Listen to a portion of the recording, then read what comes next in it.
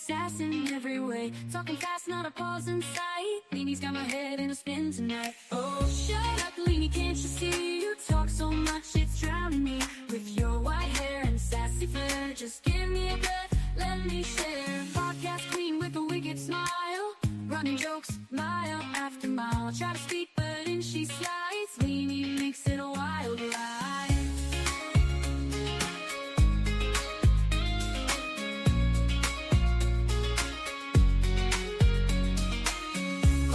With a wicked smile, running jokes mile after mile. I try to speak, but in she slides. Leanie makes it a wild ride. Oh, shut up, Leanie, can't you see? You talk so much, it's drowning me. With your white hair and sassy flair, just give me a breath, let me share. Oh, Leanie, don't get me wrong, can't imagine life without your song. But girl, you've gotta let me in. This ain't just your show to win. So here I stand with my mic in hand, trying to keep this show as planned. Leanie laughs, guess it's gonna stay a little secret every day.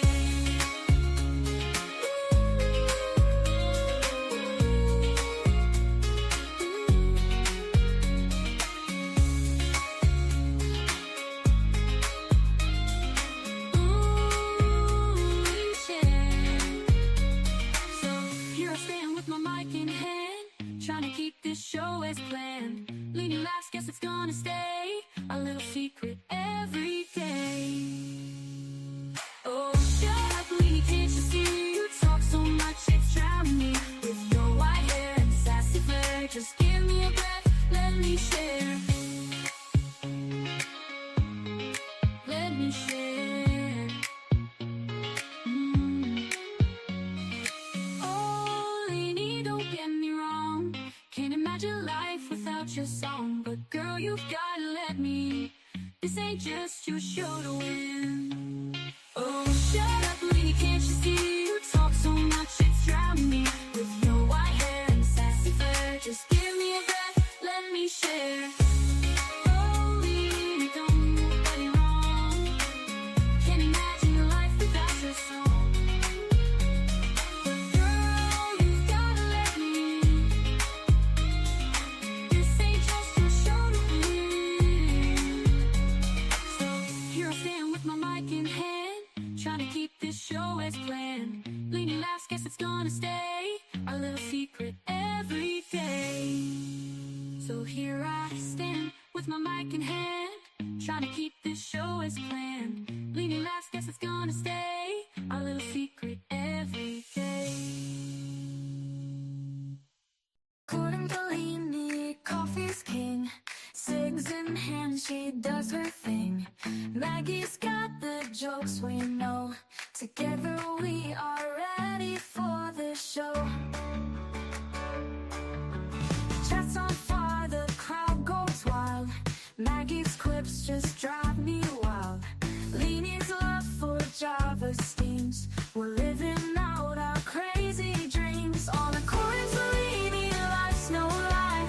Sip that coffee, watch time fly. With Maggie by her side, it's clear the best damn show around is here. Subscriptions climbing, views so high. Leanie's truth, it makes us cry. Maggie's got that wit so quick. We tune in daily for our fix. Community that stands so strong. Laughing, chatting all day long. From sunrise to the longest nights. Leanie's tales put out our lights. On a coin to Leanie, life's no joke. Spark that cig and take a toke. With Maggie by her side, it's clear the best damn show around is here.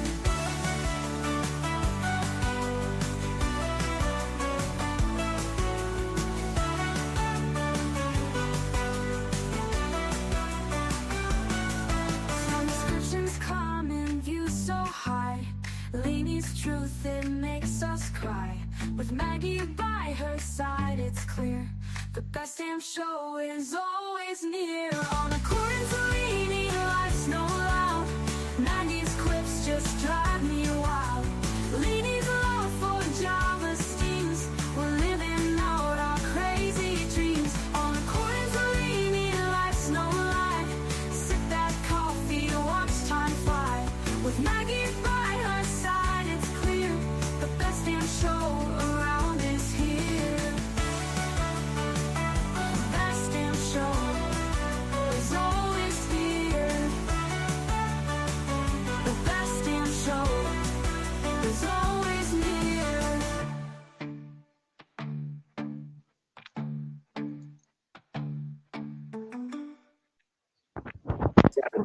Hello, hello, hello.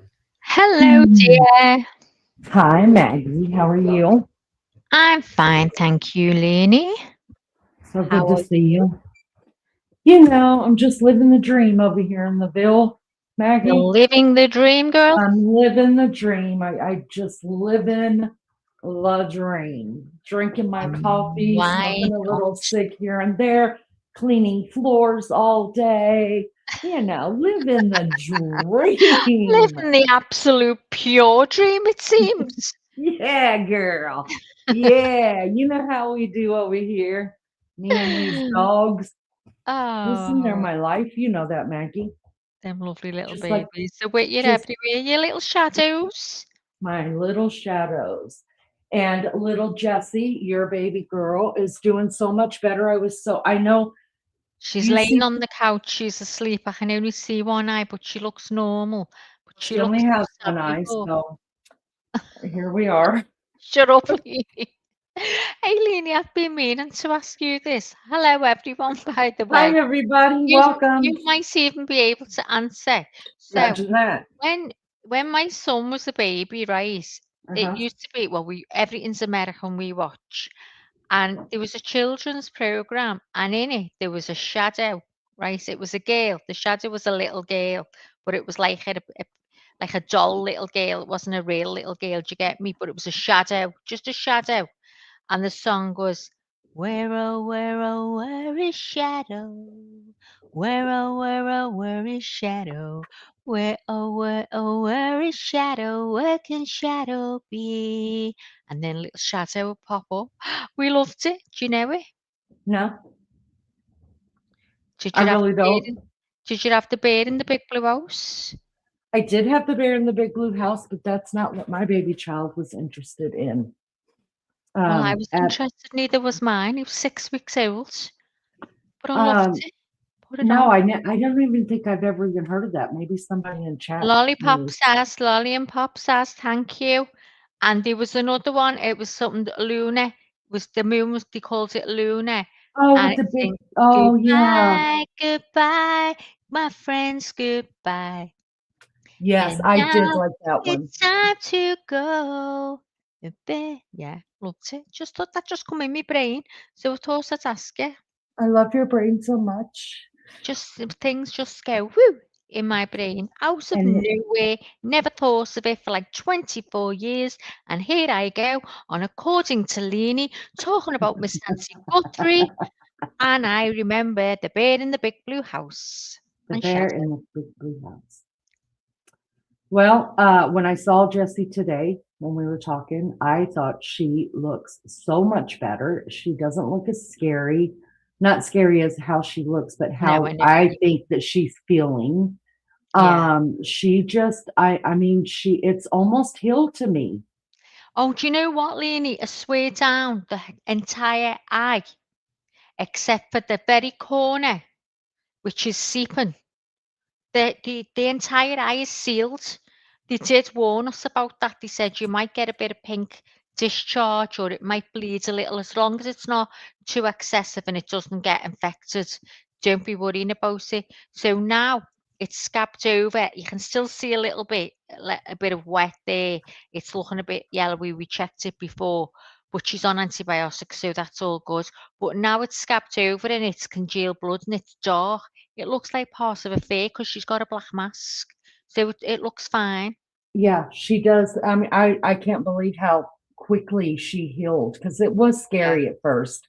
Oh, yeah. I mean, you already knew that. I didn't have to say anything. None of us said anything, but Yeah, you 'cause it knew was it black kind of and looked blue, scary. and Yeah, it was she swollen, was and so swollen. yeah, she's But great now.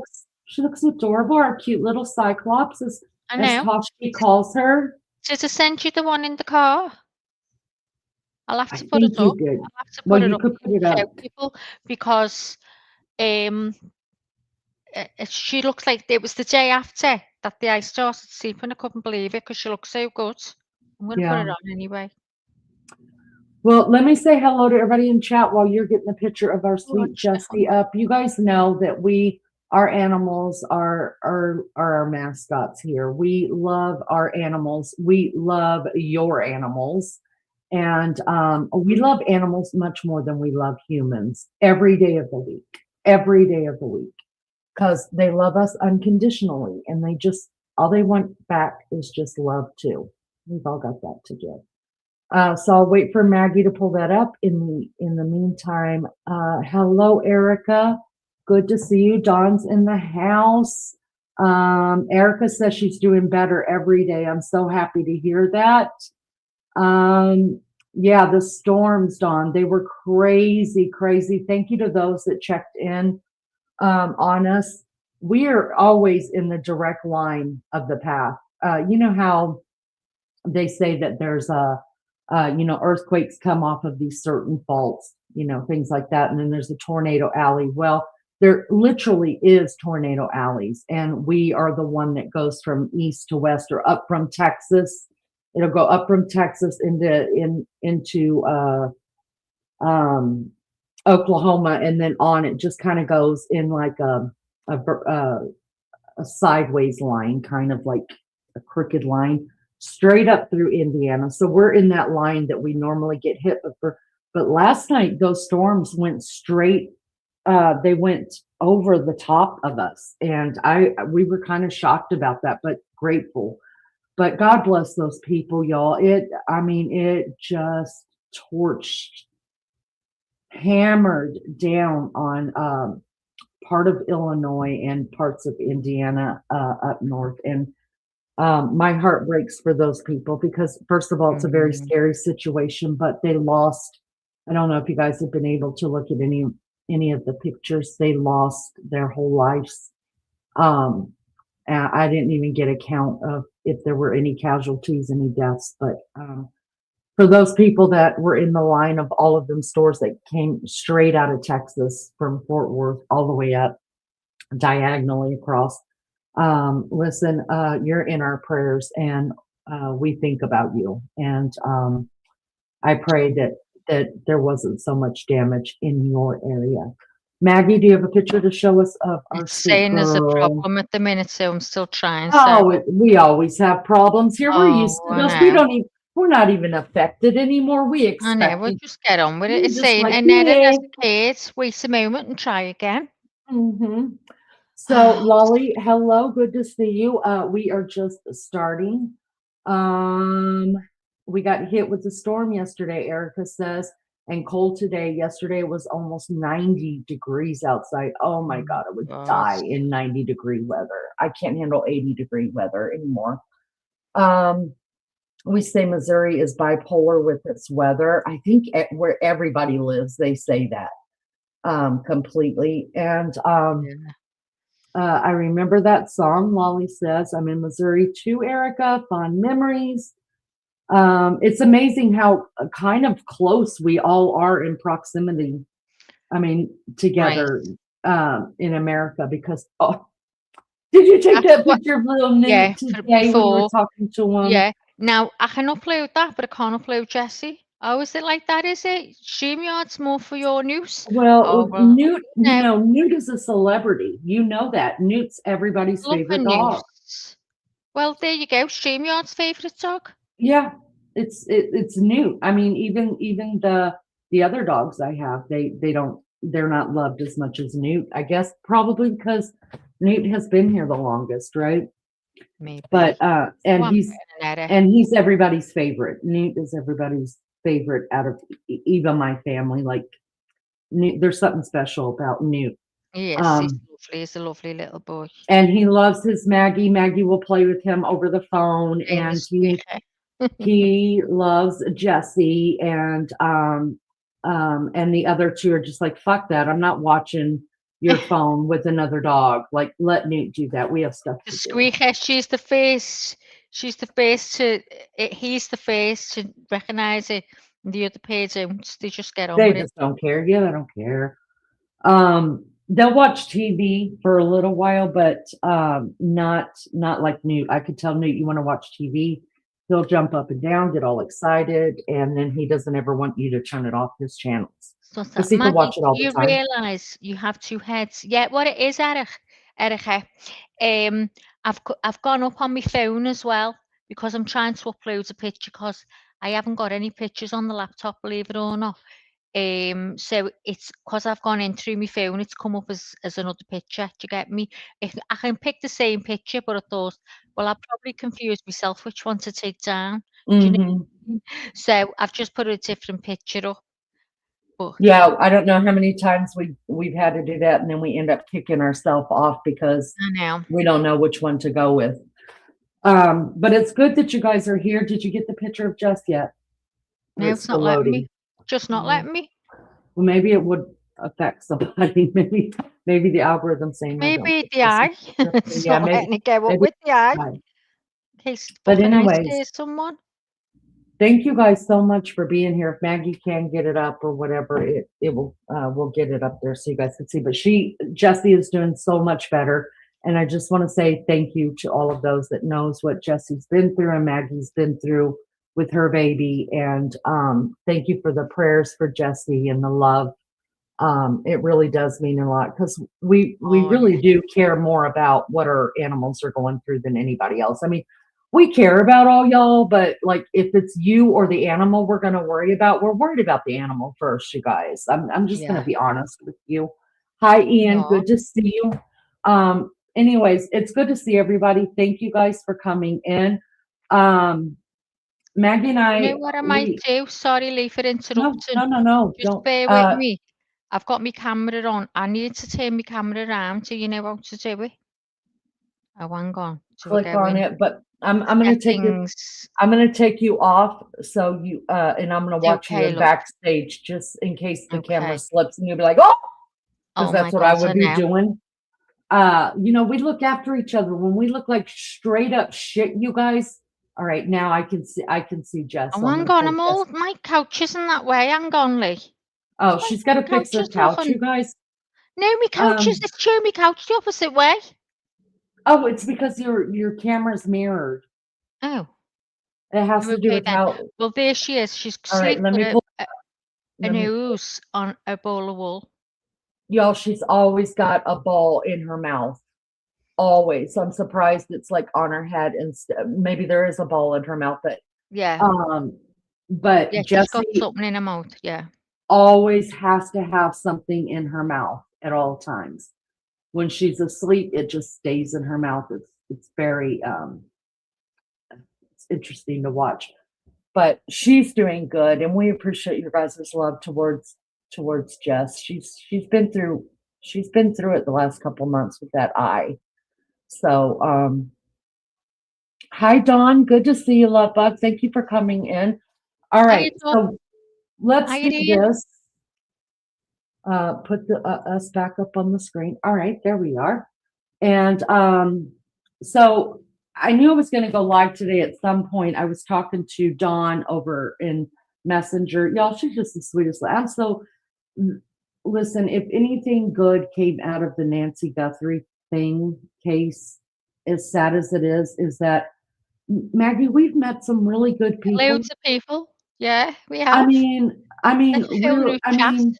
Yeah, like really good people that think like us. You know what I mean? Like they just feel like they belong in the family, And Dawn is definitely one of them. Erica, I mean, I could call all these names out of these people that have just come and taken off their shoes and made themselves at home, and that's what we love.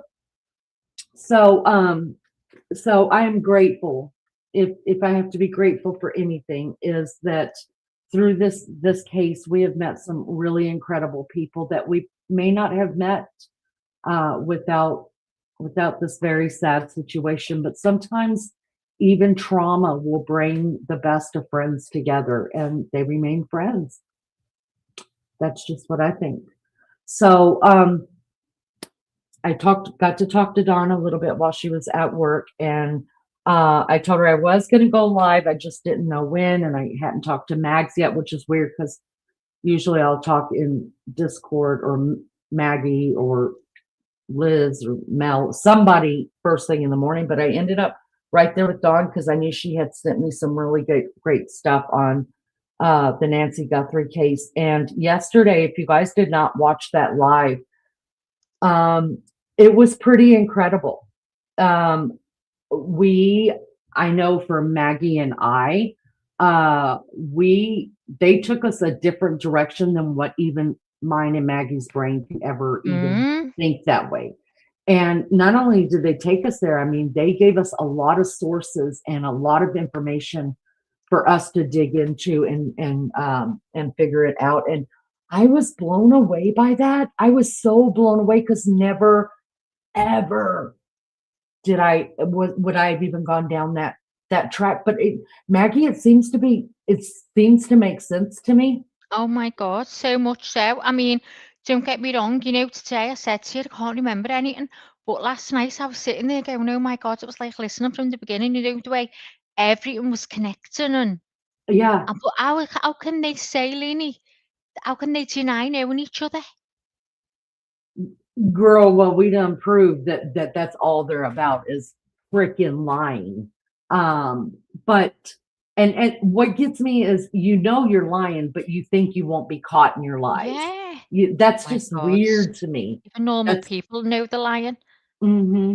But I would have never been able to put that together because that's not where No. my brain goes to begin with. But oh man, it was so good. So if you did not listen to yesterday's live, you don't even have to listen to me, Mags, and Liz in the beginning. Just get to the part Julio, isn't it? like with Julio that had come up on panel. Now, her and Dawn and Liz were kind of saying the same thing in chat, but sometimes it's hard to not read the chat, but it's if I don't know what they're talking about, then I'm just like, So I just write it down and then I'll go research after we're all done. Yeah. Hey, Becca, good to see you. Hope Hiya, you Becca. fared okay in the storms last night. Becca is Oh, in cheers, everyone safe. Texas. Um, Yeah, I don't and even so know where it is. It's scary for you. I don't know how you're not terrified. I'd be under the I table. think you get used to it. You You must get do. used to Yeah, it. you Yeah. must do. The good news with tornadoes is you can see them coming hours away. And so you can make preparations, or you could even leave that part of the Have you state ever, if you I mean, want I know to. this is going completely off topic, but have you ever been in a bad one, Lee?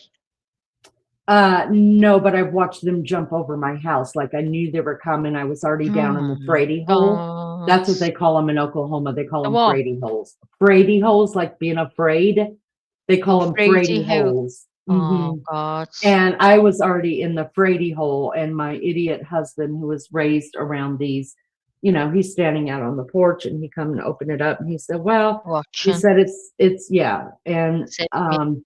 yeah. So, and then here where I live here, I did see one last year go. It was right in front of my house, but it was over by the college, and I was on the phone with my Is it like a kid. big swale in the air?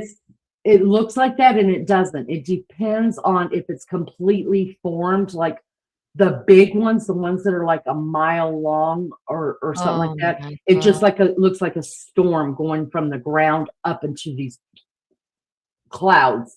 But if it's a formed one, like a funnel that's coming down, yes, you could see those. But so I saw the funnel and I knew that it was over by where my son's college is because he stayed there. Because a lot of the people in their fraternity house had not ever been through those. They were scared to death.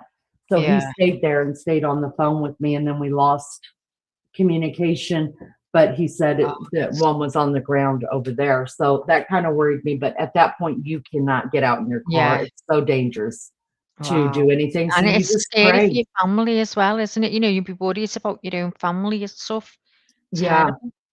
Yeah, I Ian's just said about the winds today in Liverpool. I was telling Lainey before that we've got gales going on here. We always do. When the States get bad weather like that, we always seem to get the tail ends of it.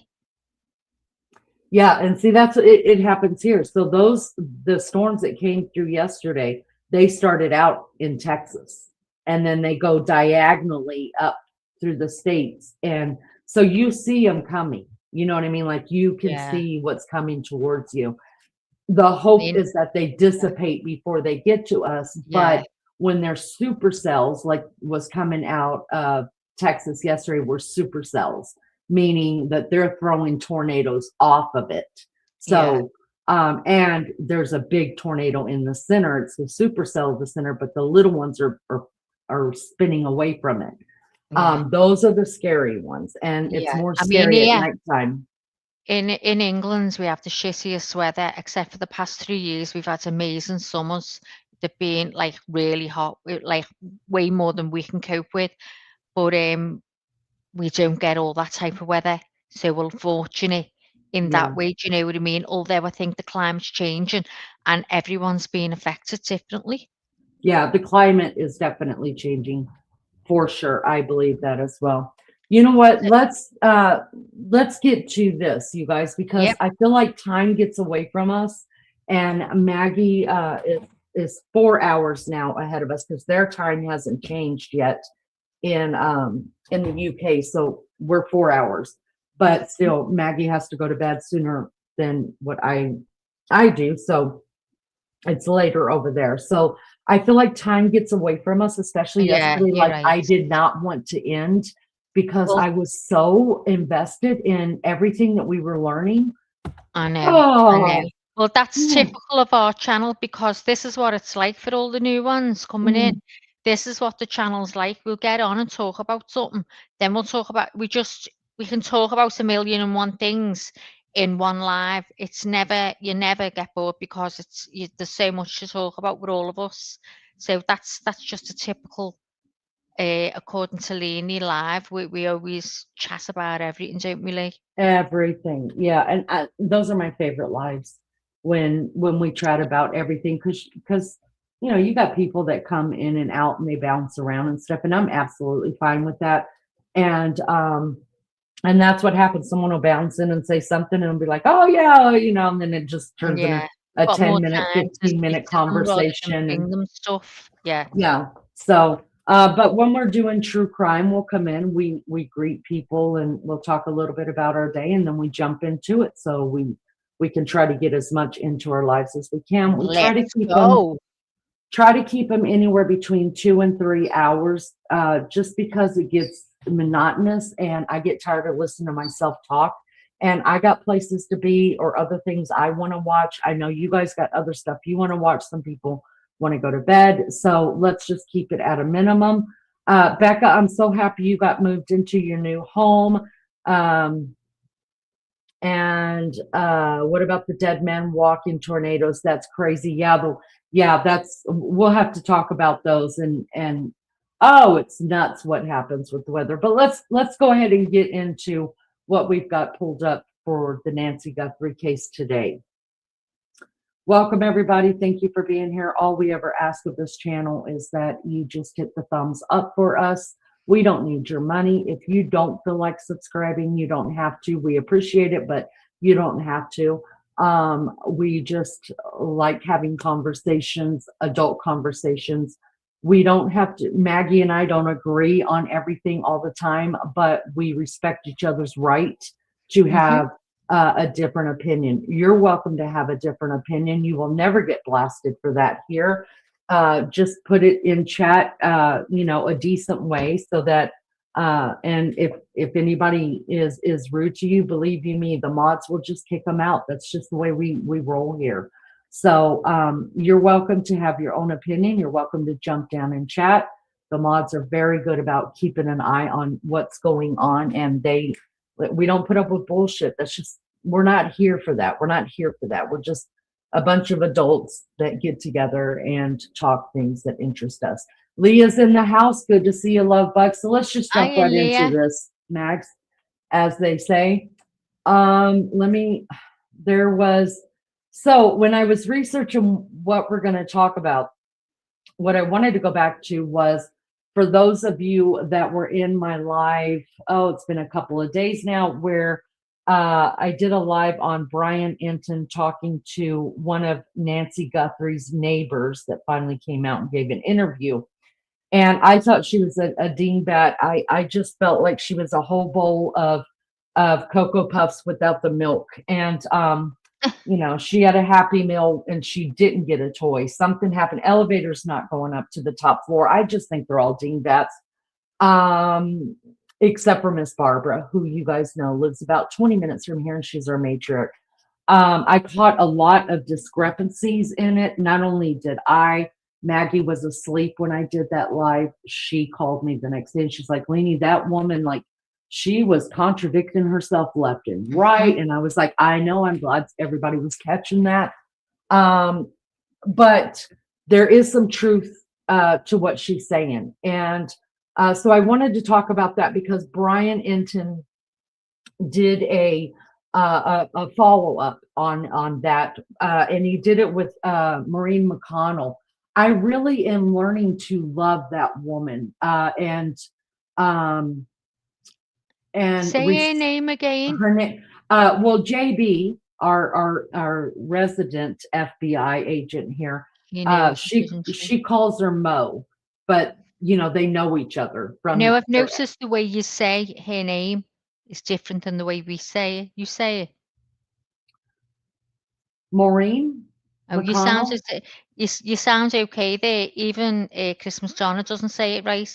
We call him Maureen, but he says it differently, and you seem to at first. But go on, I think it's when her name runs together and my tongue gets tied. Maybe I say it wrong, but I think she's good. I think I she's excellent. Yeah, Hi, I John. do. Good to see you. Oh, hello, John. Hope you're feeling a bit better today, love. Yes. Becca is driving and listening, and we love you too, girlfriend. Send us some pictures of those chicken. Leah says, "Do you Oh, believe the thing about the FBI people coming?" Yes, and mhm. so that's why I wanted to pull that out because Yeah, and pull out what Marine. That's what you're hearing me say, Marine, yeah, Marie. Marin, Marine instead of Yeah, Maureen. Yeah, and yeah, I guess that's how I would really say it if I'm talking about it as Marine instead of, I guess I just, Marine. Yeah, he yeah, says it the same.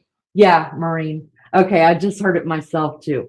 But Yeah, the way I respect her, and I would have never really found her if it wasn't for the channels and the people that I do watch. But yeah, not only that, there are people that even the channels that I watch that they have their own FBI sources and things like that. And I always go to our own FBI source, you guys, RJ Badass here. And she's very honest. She's very, very honest. yeah, And she was like, You're just listen to her, this woman, she calls her Mo. She said she is fabulous in her field, and yeah, they took a couple courses together or something like that.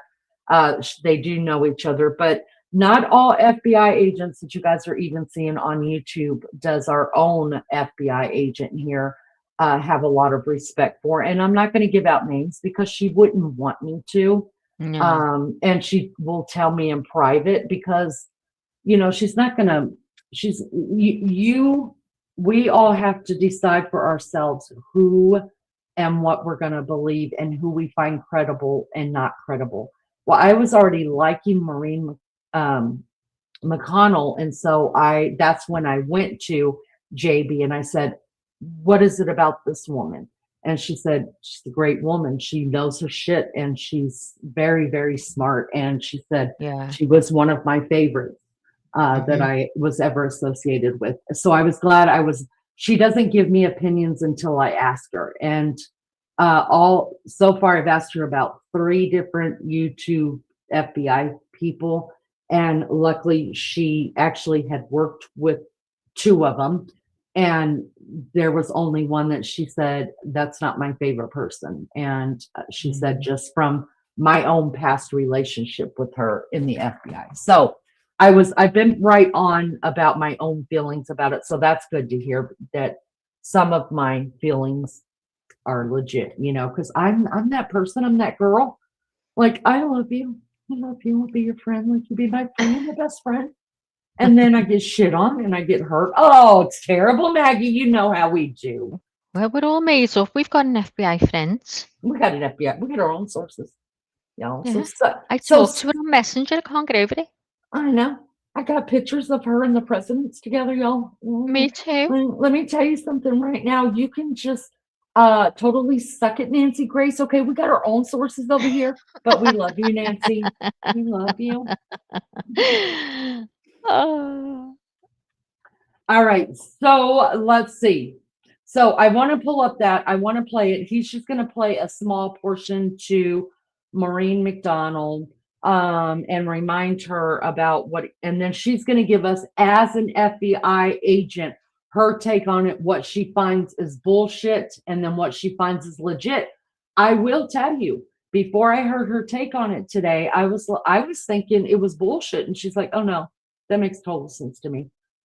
And y'all, I'm just like, I'm telling you, this woman, Maureen McDonald, I talk about her like I know her, but I feel like at this point, like I know her. We're on first name basis, me and old Mo over there. I mean, And I was like, Mo, like smile. But then I realized that's that's her personality, you guys. I've heard her say, "Oh, that made me so excited," but you couldn't tell on her face. And then today she said something, it literally brought her to tears. And I was like, I can imagine seeing a tear coming from your mouth. I mean, from your mouth and eyes. But JB, our JB, y'all, is the same way. She doesn't get excited like me and Very Maggie. We get all straight. excited Yeah, and she's we're like, straight, oh, isn't she? Yeah. yeah. Her water doesn't ripple at all. She's like, She's what an IFB, see? It's what a FBI agent is like in my yeah. brain.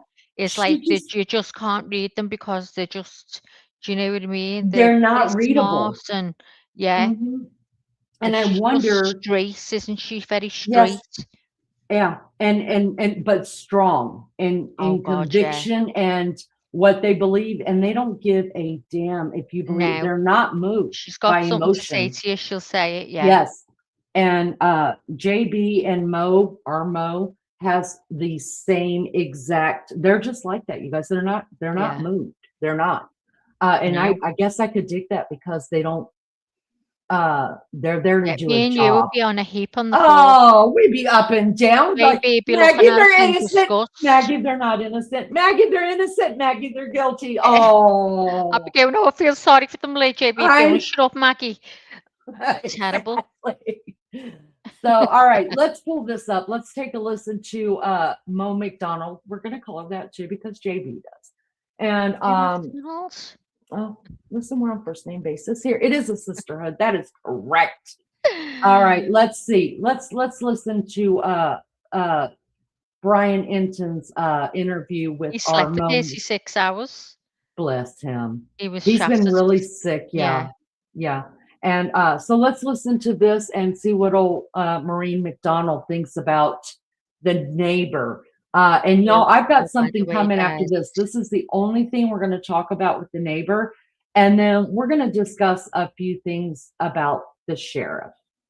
Sheriff, I don't know. So y'all stick around for that. All right. All right, let's go. Brian, watch your ears, everybody. Checking out my show. I really, really appreciate it. Please click to subscribe. Appreciate all of your support. It is day 38 in the search for Nacey Guthrie. I'm in Nancy's neighborhood right now. It's pretty quiet. I haven't seen any like FBI or Pima County Sheriff's detectives out here the last couple of days. I'm continuing to follow up on what I brought you guys yesterday, the neighbor who had two really interesting things to say. First of all, the suspicious person that she reported seeing back sometime around January 11th. And then also what happened to her sister, which is what's really got me just like kind of been thinking like nonstop about the FBI coming to her sister's house, and then she didn't really think they were FBI. And then the detectives told her that they were not FBI and did a whole investigation, but then later told them they were FBI. Very, very strange situation. We reached out to the FBI today, and they said no comment because this is an ongoing investigation. But I wanted to talk to retired FBI agent and my friend Maureen O'Connell about these latest developments to see what she thinks, just because, again, I found them to be so, so bizarre. Ladies, this is the viral shade Mulberry. It is so La la la nice. la Ladies, I'm telling you, la this la. I'm joined now by Maureen O'Connell, retired FBI special agent. It's nice to see you, Maureen. Always good to see you, Brian. How are you today? I'm good. How are you? Good. Are you good. feeling better? I am feeling better. Yeah, I'm coming back. I'm coming back to life. I was just telling someone I've never had one of those IVs before where they come and they give you like when you need hydration, and I didn't want to do it, but it really helped. It was really good. They say that everybody says that helps quite a bit. Yeah, I think it did. A couple of things I want to ask you about, Maureen, with the neighbor who I interviewed. She had a couple of really interesting points. First, she told the story about her sister who lives down the street, also in the neighborhood, and that the FBI, who she thought was the FBI, showed up at her house, and then she was concerned that they weren't really the FBI. Come to find out later, she found out that they were the FBI. Let me play you this part, and then I want to see what you think about it. They did go to my sister's house. Did they? Yeah, And she said she lives right near here too. she lives right up the street. They went to my sister's house on the second Friday night after Nancy went missing at like 7:30 at night. It was raining with hoodies on, black hoodies, and we're tapping on her windows and frantically ringing her doorbell, and she answered it. I don't remember if they asked to come in or if she just offered for them to come in. It was raining and it was cold. And so they went in. I think the male did not take his hoodie off. The female did. They wanted to know if she had a pacemaker, and they wanted to look into her garage. And so she was like, okay. I mean, she was alone and was like, sure, of course, you're the FBI. Apparently on her hoodie was just a little FBI emblem up here.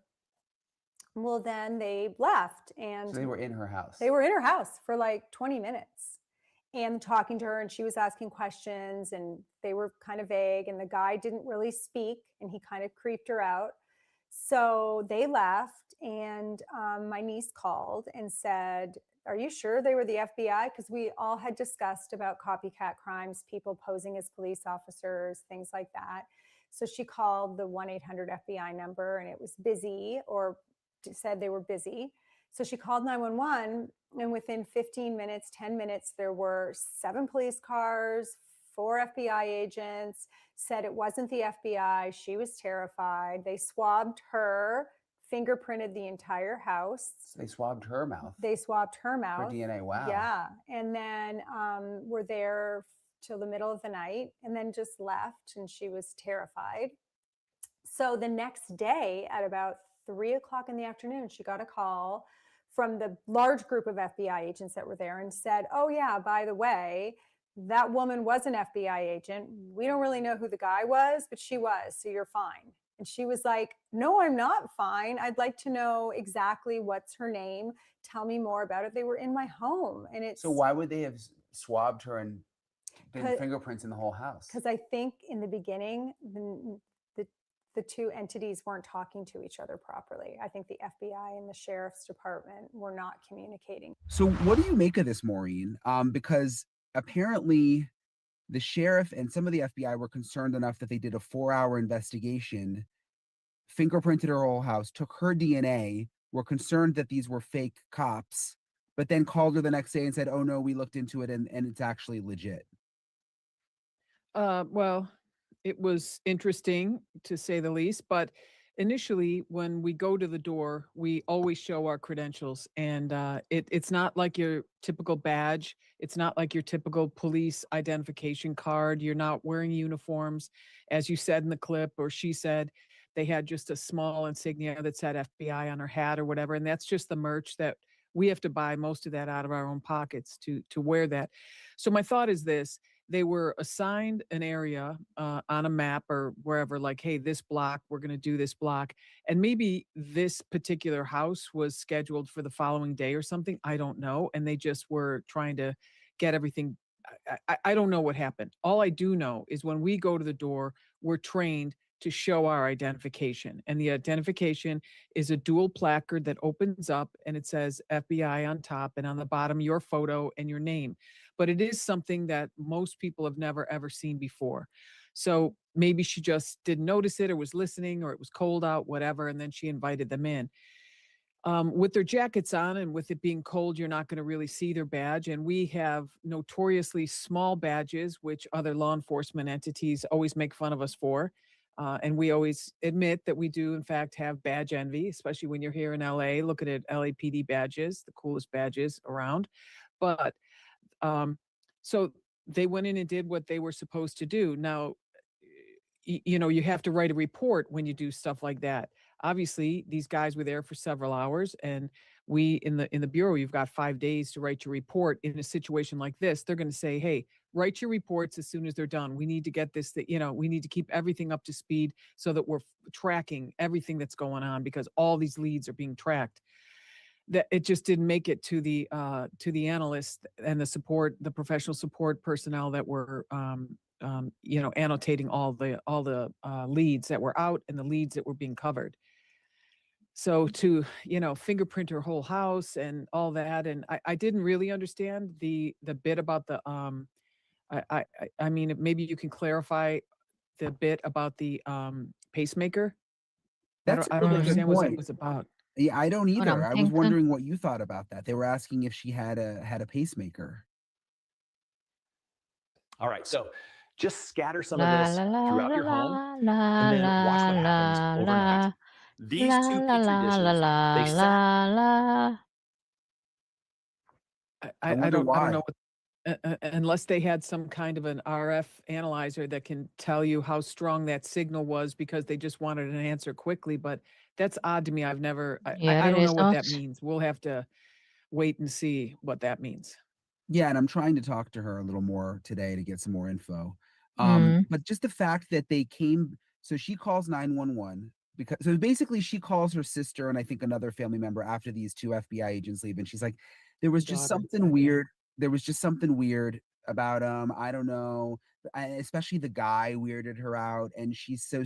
And it was her sister who said, you should just call the police if you think there's something weird. So she Yeah. calls 911. And then they respond, and she said with 7 deputies plus more FBI, and she said 4 hours in the house fingerprinting and they said, we don't know who these people were who were in your house.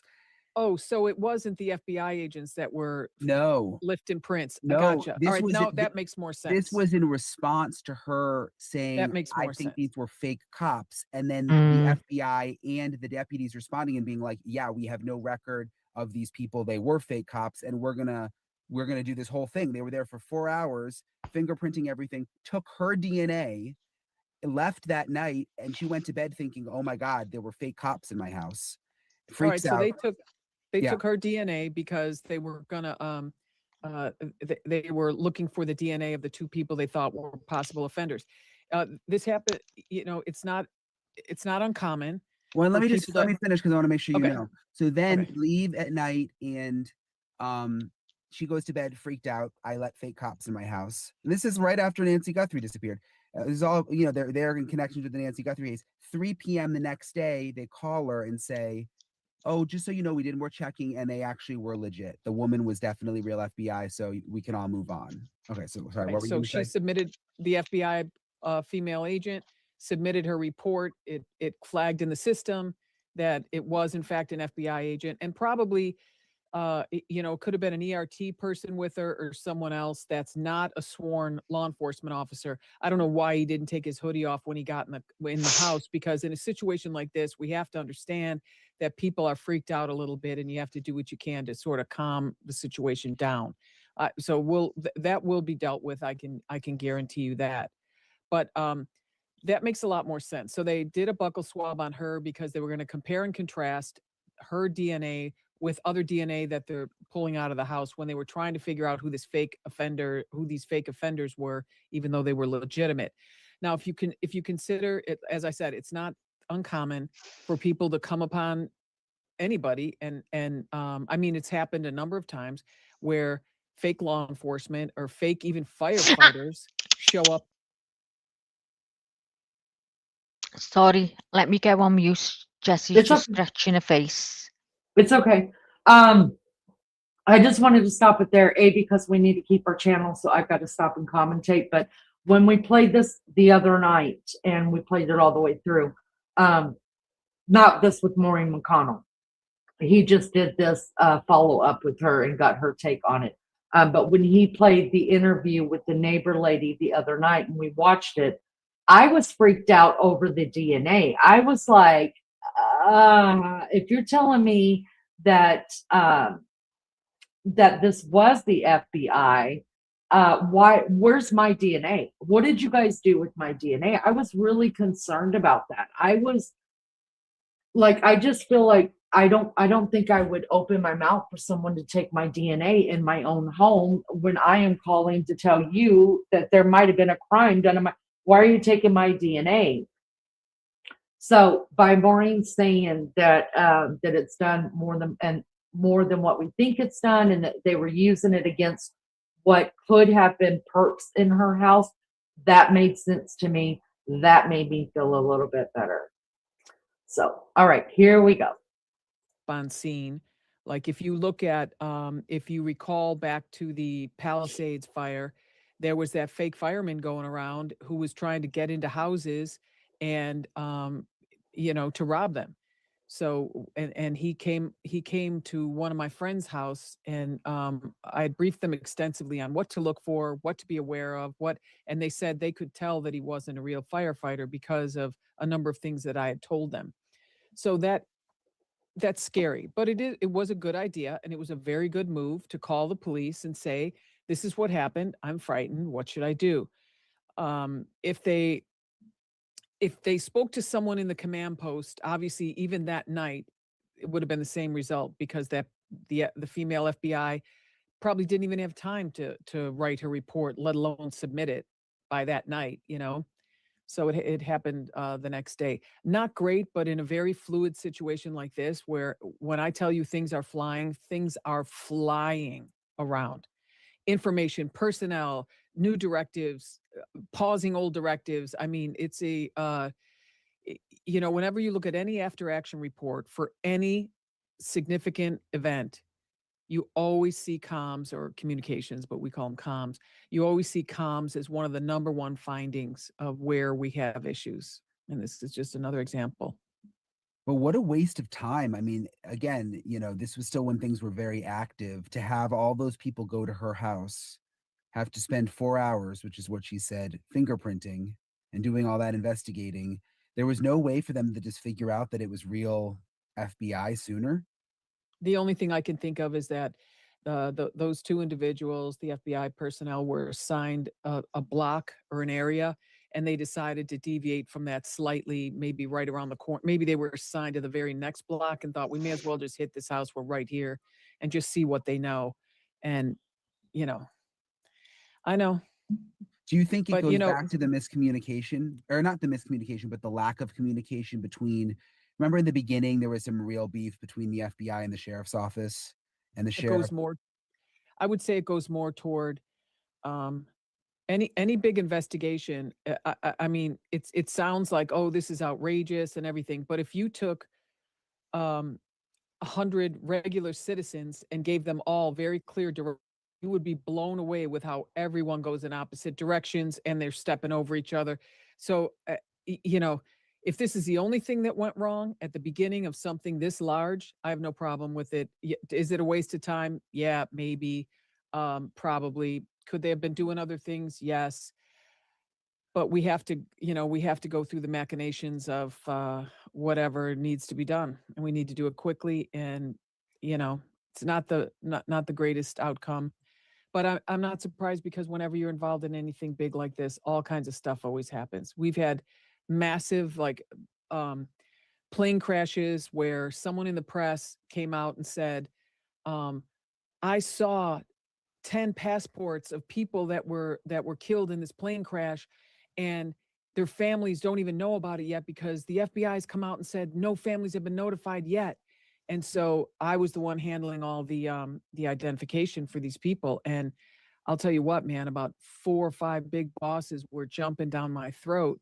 And I said, no one saw those passports. And they were like, yeah, but everyone's saying it and it's being reported all over. No one saw them. Let me show you what I did with them, what my system was, what my protocol is. So you always in these situations have a whole bunch of, like I said, you got stuff flying, good stuff, bad stuff, confusing stuff. You're lucky if you can keep it down. And if you can contain it, that's even better. Just get her done, keep moving forward. Yeah, I wonder, for those couple of hours where they thought. Let me just stop it right there a minute. Hi, Axel. Good to see you. Thank you for coming in. The department was under a RICO investigation previously. Actually, if you stick around, we're going to go over that right after this. I just wanted to do the follow-up with Maureen O'Connell over what she thought about the scenario to be. But the one thing that I'm finding, I like her. You could tell she's truthful. She's truthful about, Yeah. things they get wrong, things that they do right. I mean, she's like, we're only human, there's all kind of, she just clearly said it. If this is the only mistake that was made, I'm actually really surprised over that. So, that I can respect somebody like that. I've always said I can respect somebody who comes out and says they made a mistake rather than somebody that comes out and just forgets it, tries to sweep it under the carpet. You can respect somebody who owns their shit, and I appreciate that. Cooey, Lulu, good morning to you, love bug. Good to see you. I'm going to make coffee, be right back. Lulu says, Leah says, how come I didn't see anybody else in the what? Or you can't see anybody else. Okay. I should have probably said this, you guys, there are 2 lives running. And the reason for that is because one live reaches more people, which is probably exactly where you're at, Leah. If you come over to the other live, click out of this page, come over, you'll see 2 lives. Don't go to the one that has the little phone next to it. Come over to the other one. Dawn's over there as well, and Erica. Yeah. So you guys click out of that one. Don't go to the one that has the little phone next to it. The reason why we have to do it this way is in case somebody wants to come up on panel and talk about it, we have to run the dual stream. If I'm just going to do a live by myself, or Maggie does one by herself, then we will just run one stream because we know we're not going to have somebody come up. But after what happened yesterday in our live, and unsuspectingly, we had Julio come up from Australia, and she was just brilliant. I was so grateful that was the way the stream was running, because we wouldn't have been able to have her come to the stream. So I know it's a nightmare for the mods. It's quite okay. Just stay over here. Whatever happens on the other stream, if people are talking like they shouldn't, then it is what it is. But we'll just keep, the StreamYard clean. Good to see you guys. Aussie True Crime, good to see you. The lady was calling for help, not to be searched and interrogated. That's nuts, right? So let's continue to listen to this, and welcome everybody. Thank you for being here. Do us a favor. Give us a thumbs up. I appreciate it so much. Here we go. That these were maybe fake cops. Exactly. They must have really thought that was crazy. I mean, because that could have connected back to the whole Nacey Guthrie. I mean, that must have been an interesting couple of hours there. Yeah, that was a big pucker factor moment for the investigation, for sure. That's why they sent 7, and that's exactly, you got to hit a situation like that hard. So it's unfortunate that the comms were bad. The whatever was set up wasn't set up solid enough. Maybe this is one of the first times these people have ever been on a great big fluid situation with other entities involved. And if that's the case, they learned a very valuable lesson. I think everyone's going to learn from this one. This will be part of the after action that they'll probably teach it at Quantico for a little bit. I just had to stop it right there real quick, because when she said that made me so happy, because remember when we were talking about in the beginning, like, don't police departments take cues from other crimes and the mistakes that they see made in those crimes, and don't they teach on that? Remember when we were talking about that, Maggie? There were so many things in the beginning that if they had watched some of the crimes that we've already seen and the mistakes, these people are making the same damn mistakes. Like, where's the teaching? So it was so nice to know that they do teach stuff like this, but it's done in different settings, and then they're supposed to take it to their own police departments and teach it there. Now, whether it's always done, I don't. One of them said it's not what you're taught; it's about the experience you pick up along the way. You can be that's right. Just that's things true. Change. That's true. That's true. I agree with that as well. Lulu dropped the where everybody's chatting at. If you want your chat to be seen, if you want to engage in with other people in chat, come over to the link that Yeah. Lulu just posted. That's where Dawn all of the and chats Leah, are at. you're still over there, just to let you know. All right, let's get back to this. It's a new Maureen phrase I haven't heard before yet. The pucker factor. Oh, the You haven't- pucker factor is Yeah, you real, you Brian. haven't used that yet. Mm-hmm. You mentioned you were Ask Steve about the pucker factor. He'll tell you stories too. okay. You mentioned you were telling your friends during the fires like how to be careful of fake firefighters. Like, what would you say to people who are watching this in terms of like fake cops and stuff? Like, what should people look out for? Well, I'm not gonna go into everything because the bad guys are gonna learn from it. So what I would say is someone should either be obviously identifiable and or show their identification. So FBI agents don't have uniforms per se. We do wear our raid jackets and we do have our credentials. So an FBI agent will be happy to show them to you if if your interaction would deem so. So for example, you can't just walk up to someone and say, "Oh, show me your ID. Are you an FBI?" No, we don't have to do that. I mean, I wouldn't. But if I'm at your door and you ask and I'm asking for information and you want to see my credentials, absolutely. Can you take them out of their hand and Xerox them? No, you can't. And I had someone try to do that for me once. Really? I mean, yeah, I just held them up and this lunatic just tried to grab them out of my hands. And I'll tell you, it was about on. I mean, what was it's it? like, What was the situation? it was just one of those people, kind of like a one of those people that you see on those police car stops where they're like, I'm traveling, I'm a, I'm a, what do they call sovereign citizen, it's just some.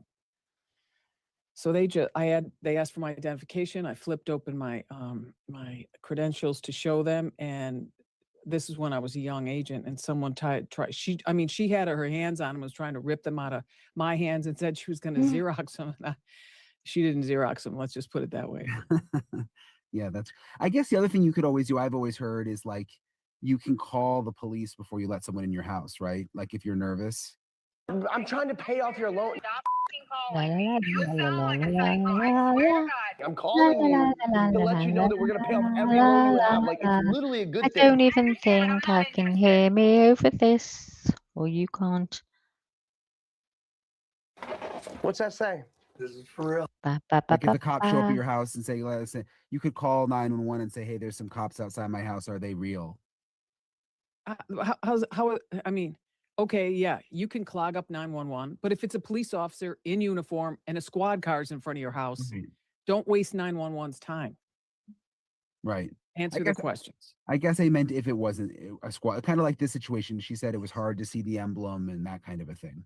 Okay, then I will tell you that I would be absolutely gobsmacked if they did not show her the credentials, at least one of them. That's our protocol. That's what we do.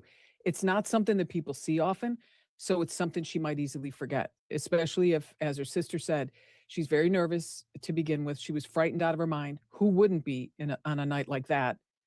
And she, some people would expect to see a police uniform and maybe her raid jacket, which she didn't have on if it was cold. Did you say it was raining too? It was I raining, didn't think I it was think. raining. Yeah. Okay. Yeah. Yeah. So she had to have rain gear on. So rain gear we don't have, raid jacket style rain gear where it's got the big gold FBI letters on it. I've never seen it if we have it. So that's probably what happened. She probably flashed her creds and felt that the woman, she saw recognition in the woman's face and put them away or something along those lines. But we don't just, as a general rule, we don't go up to just doors and just say, hi, I'm with the FBI without, just wearing a suit. It just doesn't make sense. It's Without wearing interesting. uniforms. Yeah. I thought you were going to be shocked by this story, but you're not. No. Yeah.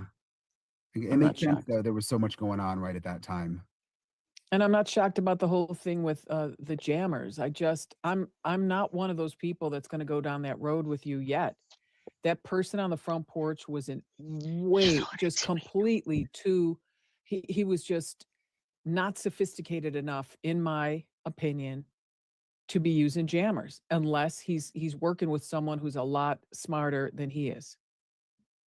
Yeah, and Jim Clemente said that when we were on the other night, I hadn't thought of it. It could have been a police scanner, that little end. I was thinking maybe walkie-talkie, but Yeah, I guess but police scanners, he didn't have something in his ear unless he had it under his hat. But you kind of see the when you have it's got that curly Q wire. Yeah. You would have seen an impression in one side or the other. One would think, Yeah. maybe not. Like But this, I mean, this like, kind of thing. yeah, That's like what I exactly. use Thank for my- you.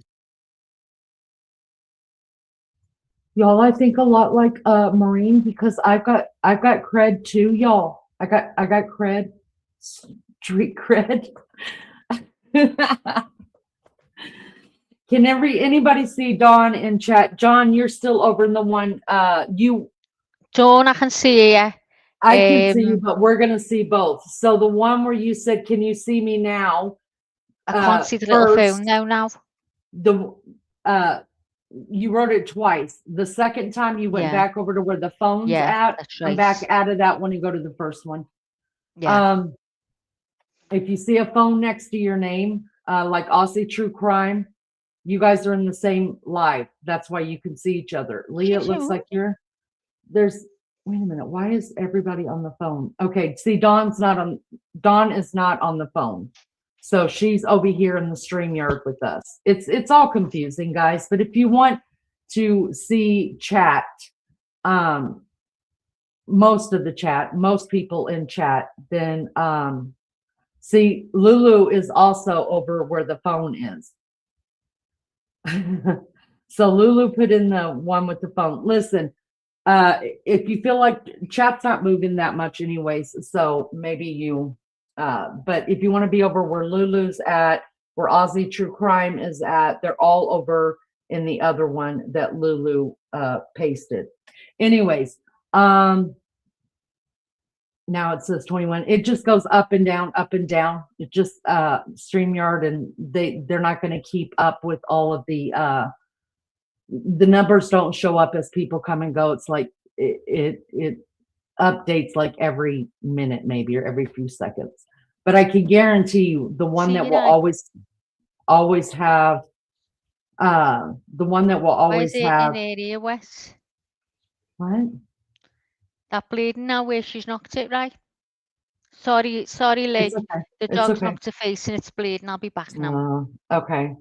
Okay, so I'm going to get back to this. I have always said that I believe that he's definitely talking to somebody else. I thought there was an earpiece in his ear or something like that. And I have always also said, since they came out with this new idea about him going into the box and down the road and cutting, clipping some of the wires to turn off the Wi-Fi. Listen, this guy wasn't smart enough to realize that putting some flowers around the camera was not going to block him. So I just really don't think that he's going to be smart enough to figure out which wires to cut out of all of the 50 million that are in there. Where's Nancy? Where is Nancy Zyrock, Daddy? Good to see you, honey. It's been a minute. I've missed you. TV thing, yeah. So you could have one of those in there, and it should be hardwired into your. I mean, I guess you could Bluetooth it, but police scanners are very loud, and you yourself said that it's mulberry. It's a dark plum, and it is gorgeous. There's just little or no Wi-Fi around there, even though the radio isn't Wi-Fi, it's RF. But there's probably, I don't know, it might not be easy with a police scanner. And what are you going to hear? You're going to listen to a police scanner, and here's what you're going to hear. Units on scene, 211 in progress. I mean, who knows that? Yeah. That clown on the front steps doesn't know that type of. You have to. It takes a police officer trained a long time to be able to discern all those everything that's going on in the. And they also say things like the 200 West Blombach of whatever. They're not. I'm not, yes, they could have had it. Yes, they could have one in the car. But I don't know. I think it was I'm thinking walkie-talkie. walkie-talkie. Yeah. I'm thinking walkie-talkie. Keep it simple, folks. And, because he had to call that car when they got Nancy out the front door, pull the car up. And that's what they did. We're coming out the front door, or we've got Nancy, pull the car up and come in and help me carry her out. Yeah. And you still think that I hate to go down this road, but that she was not alive when she came out? I've gone back and forth and back and forth. What I do believe is she was carried out. I don't believe she walked out. I believe she was carried out by two people. And I say that because of the droplets, the blood droplets, the fact that there's no void, the fact that there's no footprints. It's almost like two guys carried her and her head tilted in some way, shape, or form, and it just came out right there. Maybe she coughed a little bit or something, because it does look like that one large circle has some aspiration in there. So that's what I think. Do I know if she was alive or deceased when they took her out of the house? Obviously, I do not know that. But the aspiration in and of itself will tell me that she was probably alive, could have been unconscious, but alive when she left. Because if she wasn't unconscious, if she was conscious, she'd have duct tape on her mouth or something along those lines. Probably, Gosh, I hate that visual. And the circle was round. If it were, if she had duct tape on and the blood was coming out of her nose, it would have a different shape, probably, in my opinion. Do I think she's alive now? I just could almost burst into tears because I was so hopeful for so long, but I think too much time has passed now. Yeah. And I'm so sad about it. Yeah. You almost think that the family, even when you hear from Savannah now, I think everybody's kind of coming to terms with that, And I hope no one pressures them. This is totally off topic and a total sidebar, but everyone's like, oh, what are they going to do with the house? And people are probably asking them, what are they going to, don't do anything with the house. I mean, my dad died when I was the same age as Savannah when her dad died. My mom we never changed the house. We left it the same. But my point is, our mom was like our mom and our dad. And I'm sure that Nancy was like their mom and dad because she had to play both roles all these years.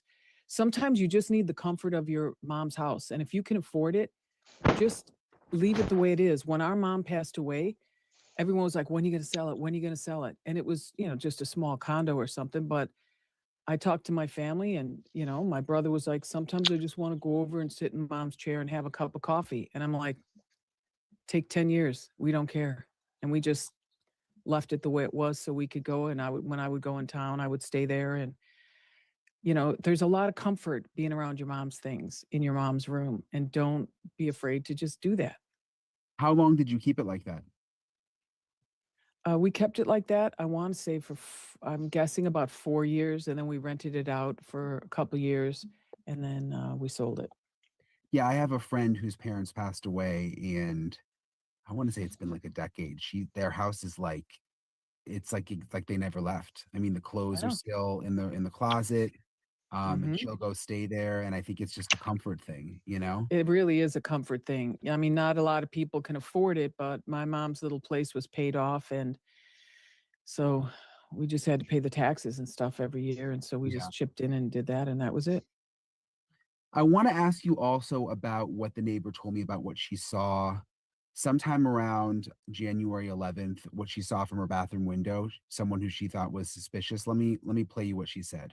So this is my window that I'm getting ready in the morning, and I saw him out there. So I couldn't make out his face. He was in kind of street clothes, not shoes that you'd walk in, and he had a baseball hat really low, and he was kind of hunched over, and he was kind of looking around, and he just didn't fit. And he wasn't going terribly quickly like a normal person that's getting exercise. He was kind of going slowly, and when he walked by this street, he really took a long look at it. What do you make of this description? And I know it's kind of vague, and some people are like, oh, it's just a strange guy, whatever. But when when you live in a neighborhood that's this quiet, I think, where you literally know everyone and strangers don't really come in, you really do notice things out of the ordinary. Absolutely. I agree. I believed her 100%. I would, if, if you talk to her again, instead of just saying, what did he look like? Just be more specific. Like, tell me about, like, did he have a big head, a little head? So go from head to toe. Could you see his hands? Did he have gloves on? But did he seem to have a big nose? Can you remember? Could you see that? Were his ears sticking out? Or, could you see his hair at all? Or did he under that baseball cap? Or did he have a hood on over that? But I absolutely agree with her. And there's another component besides seeing someone that looks out of place, and that is knowing something's weird with this guy. And that's what she also reported. And then ask what type of clothes. Were his clothes tight fitting? Were they loose? How was he wearing jeans or pants? And what about his shoes? Did they have any bright colored stripes on them? Did you notice the soles of the shoes? Like sometimes they're bright green or tan or caramel colored. And, what about his hands? Did he have gloves on? Were they in his pockets? That kind of thing. And just get a better description. Well, I'm sure that's what law enforcement is doing with her anyways, if they haven't already. And the fact that Or she send Maple after him. Oh my gosh, Is that the dog's name, Maple? Yeah, her doodle was The so dog was so so yeah, cute. I know. It's a really good dog, and she always walks the dog, so I kind of got to know the dog. Yeah, really, really, really nice people, just genuinely nice people. You could tell. Yeah, they really are. Her and her husband, and they've got kids and stuff. But yeah, and she was saying that she thinks that was around January 11th. Like right, Yeah, it may have been January 11th, but she knew it was Right. right around then because that's around her birthday. And we keep going back to this January 11th date because the FBI was asking other neighbors for video from January 11th. So, what do you think that means? Like, do you think that her story to the FBI is what caused them to ask other neighbors for video, or do you think there's something else the FBI knows? That was my first thought, but then the more I thought about it, the more I thought her data point just added to the first one. So when tips and leads are coming in and everything, and you say, "Oh, this guy, um, this guy with a hoodie was here walking," then you have someone else come in that's totally from a different place and adds another data point and it just pushes someone up the rungs of the ladder, getting them more and more attention. So in this particular instance, I think she just added to that data point, and that someone, because she didn't say January 11th, she said it was somewhere right around my birthday.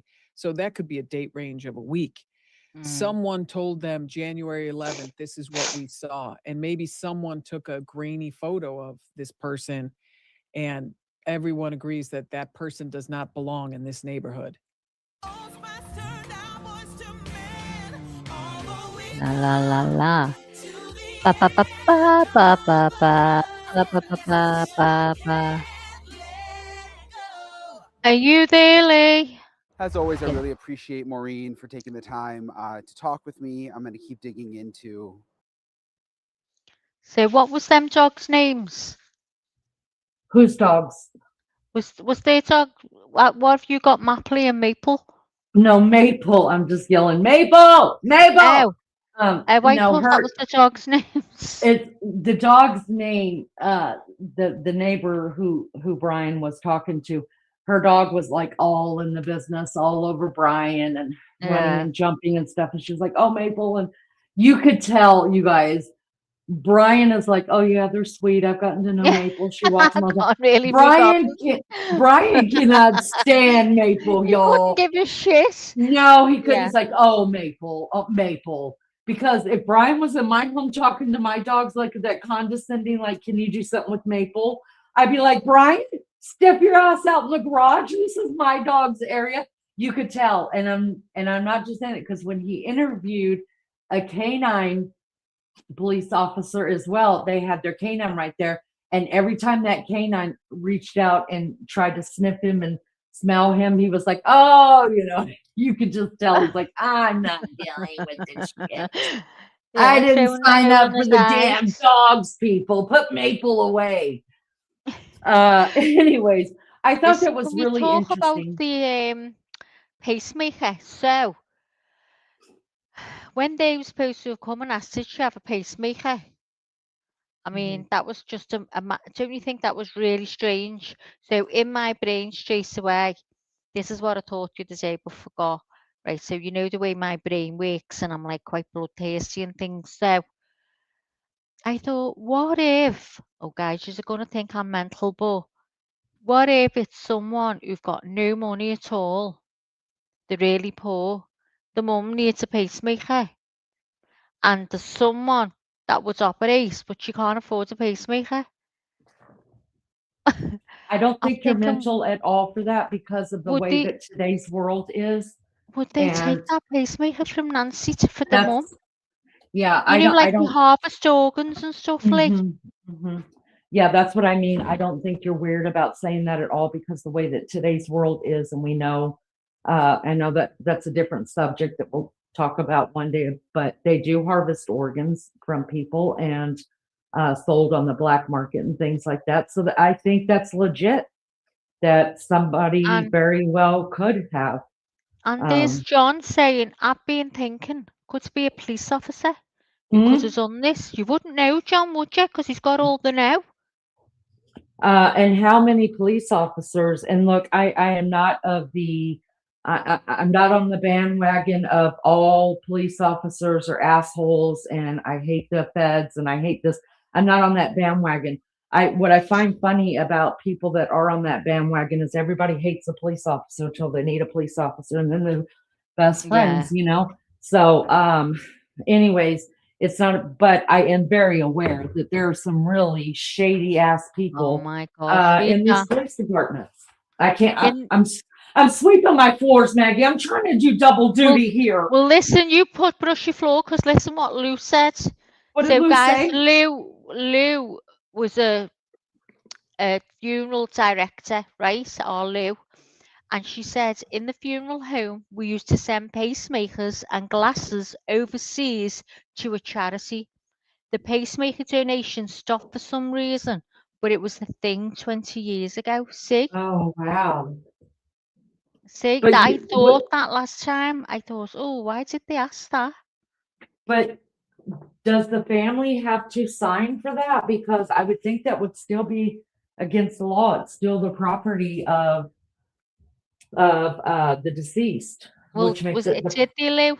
Did you have to let the families know? Because you know when they go, when someone's got a pacemaker, they have to get it removed. Why would the families want the pacemaker? They've got to get it removed because before they they. just no, because they just do. They like whenever my mom passed, anything that's in the body that Right, is okay. foreign to the body, they take it out and you have to sign Okay. So for it to Lou, be.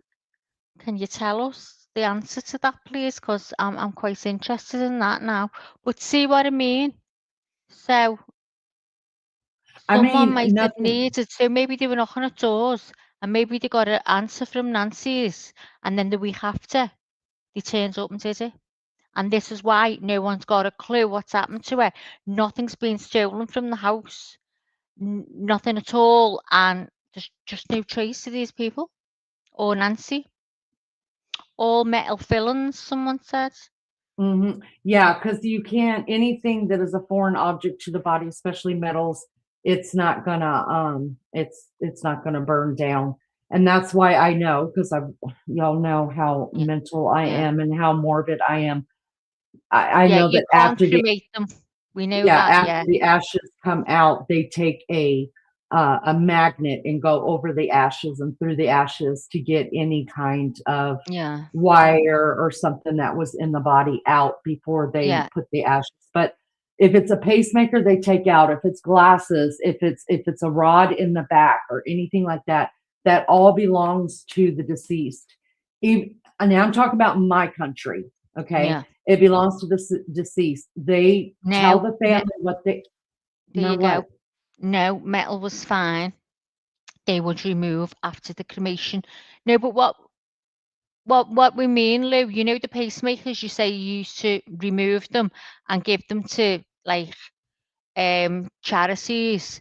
Did you have to ask the permission of the deceased person's family to do that, or was you just allowed to take them out the body and give them to whoever, basically? Just the batteries would explode, but any metal was was okay and removed from the ashes after cremation. Mhm. I think our things have just crossed over. So could they be sent without permission from any of the families to the charities? Hi, Get Bo. up here, Lou. Good to see you. So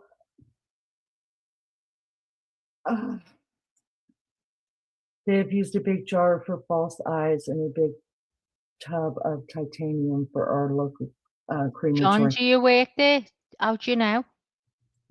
Tell me. I'll be following you around now with all the info. Yeah, so I mean, the family can turn them down. They can give them a list of what, they could say, we've got this, do you want all this back? And then you could decline it or say, yes, we want it back. But what did Lou say? We would need to advise the families that they needed removing. Not sure any families ever asked what happened to them. We tell them if they asked, I'm sure.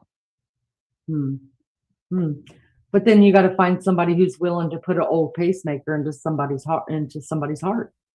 I mean, I couldn't imagine doing that nowadays with the HIPAA violations. Or if you had no money and someone sort of, I don't know. I Phyllis, don't know I'm on the same page as Phyllis here. How would pacemakers be sterilized before being donated? I mean, so I don't understand what it. kinds of people would you donate them to, Lou? Would they be used again in what? Just explain, because like everyone's saying, well, what about being sterilized, and would they be used again for someone else in that way? What other way would they be used? It must be used for being in the horse, mustn't it? I don't know. God, I need to know that now. It's got me head going. Got her head going, Lou. Congratulations. Got me head going now, Lou. While You're getting phone calls after. While we're waiting on Lou's answer to that, welcome everybody. Thank you guys so much for being here. Do me a favor, hit the thumbs up. That's all I ever ask for, and I appreciate you being here. And come on down and have a discussion with us. Nope, we had a drawer of them, and the boss would contact the charity. It was an OS charity. I think it was more the battery that was used than the pacemaker itself. Okay. Yeah, no matter what, Phyllis, you were correct. That would not be allowed in the US at all. At all. They have to turn over everything, pacemakers, everything, a metal fillings for the teeth, just like Conspiracy said. Yes, everything has to be turned over to the family. If the family doesn't want it, then they're supposed to get rid of it. They're not supposed to sell it. So we didn't sterilize them, Lou said. Ozzy says, could they use them for parts? I mean, Maybe. that's what Lou said. Maybe they were using them for the batteries. I don't know. John finally found his way over here, you guys. He was on the other channel of yours. Yeah, if in case somebody wants to come up, like what happened yesterday, we kind of do 2 streams like this. But if we're not going to do a panel, then we only run 1. Boys to Men did it better. Yeah, and I guarantee we'll get some kind of copyright thing that says it doesn't affect your channel, but somebody's already monetizing it. Bitch, ain't nobody monetizing anything here, so knock it off. So Linda said sometimes they're used for animals. I could probably understand that a little bit better than I could human to human. And did you hear Maureen saying she thinks she was gone and she was Carrie's house? Yeah, because now I've heard this, because it's fascinating to listen to these people who are trained, know what they're talking about on panel, telling you about these drops of blood, the way they're splashed and what it means, and they've all said the same. Yeah.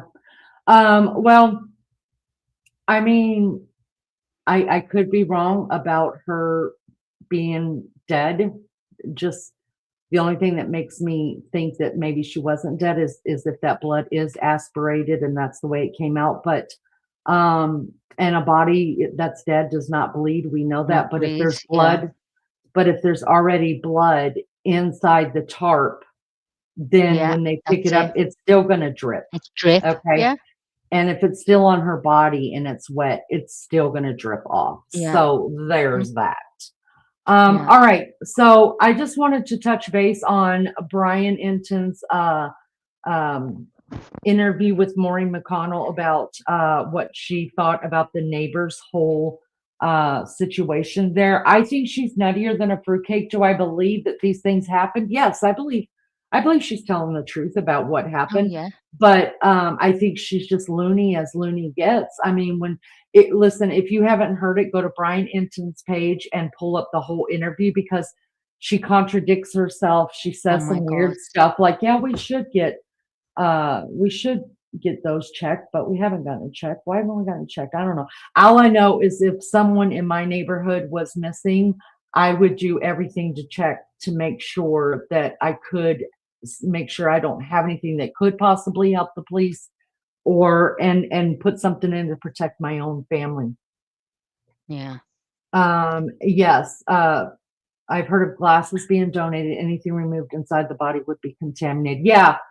I think we do. I don't know if we send ours overseas, but I do think that glasses, the frames and stuff are used for hopefully people here in our country that need them.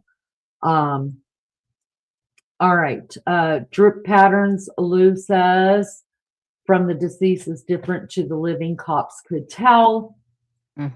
So, listen, I think that's going to have to be left up to your own imagination and your own, what you're going to believe these people into saying and also where the drops came from.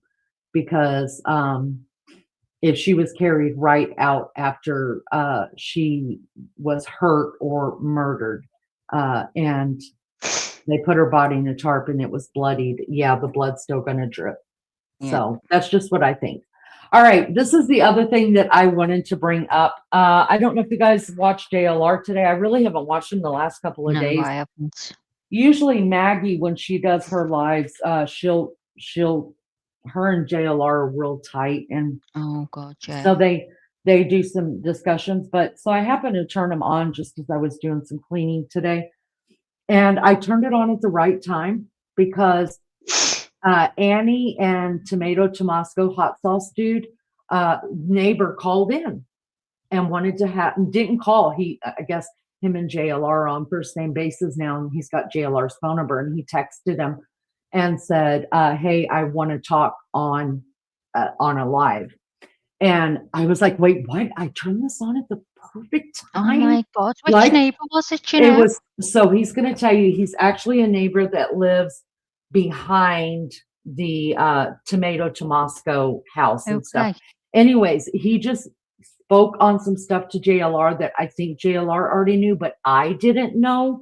Maybe you didn't know, but it's just nice to hear someone that's closer to the tomato house over there. We know a lot about what's going on at Nancy's house. We've got a bird's eye view. We're watching that daily, but I mean, the whole tomato house over there, like, they've been gone. Nobody's been paying attention. So he's got some things that he wanted to tell JLR about that. And I wanted to bring that up. And he also talks about the sheriff a little bit, you guys. So what I want to do is I'm going to play this portion of, it's just the portion, I'm not playing all of JLR, just the portion that I've got stopped where the neighbor actually wants to talk on a live about it, about what's going on there. And then I'm going to bring back up, for those of you that did not see, what is his name? Hold on. It is it Chris?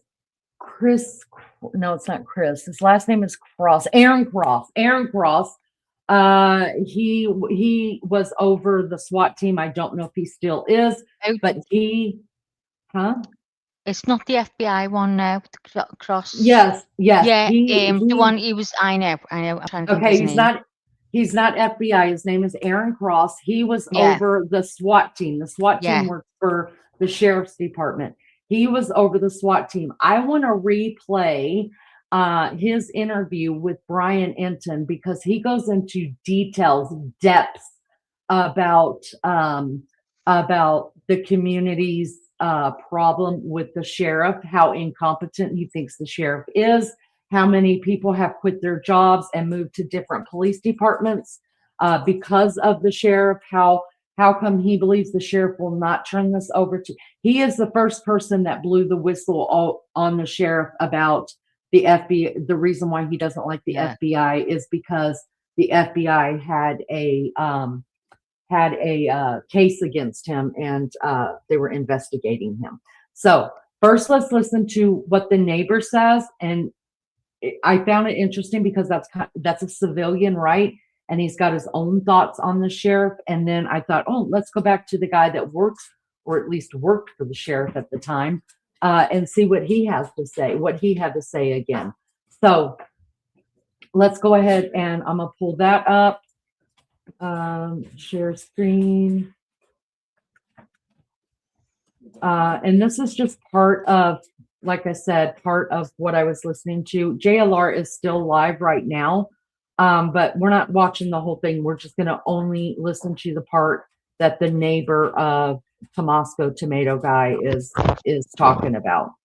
All right, so I'm going to play it right here. You hear when JLR actually gets the text from him.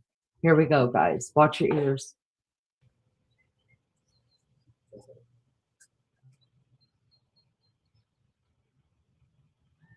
Oh.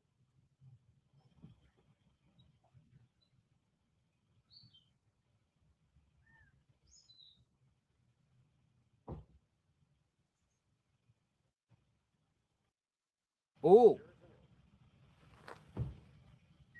Give me a second, folks. Annie and Tomaso's neighbor wants to speak. Live. Annie and Tomaso's neighbor just texted me and wants to speak. All right, I'm going to wait till this guy leaves here, and then we'll get him on. So I've been communicating with numerous people in Annie and Tomaso's neighborhood, exchange numbers, whatnot. They've been watching. Appreciate that. Here, I'll call in now.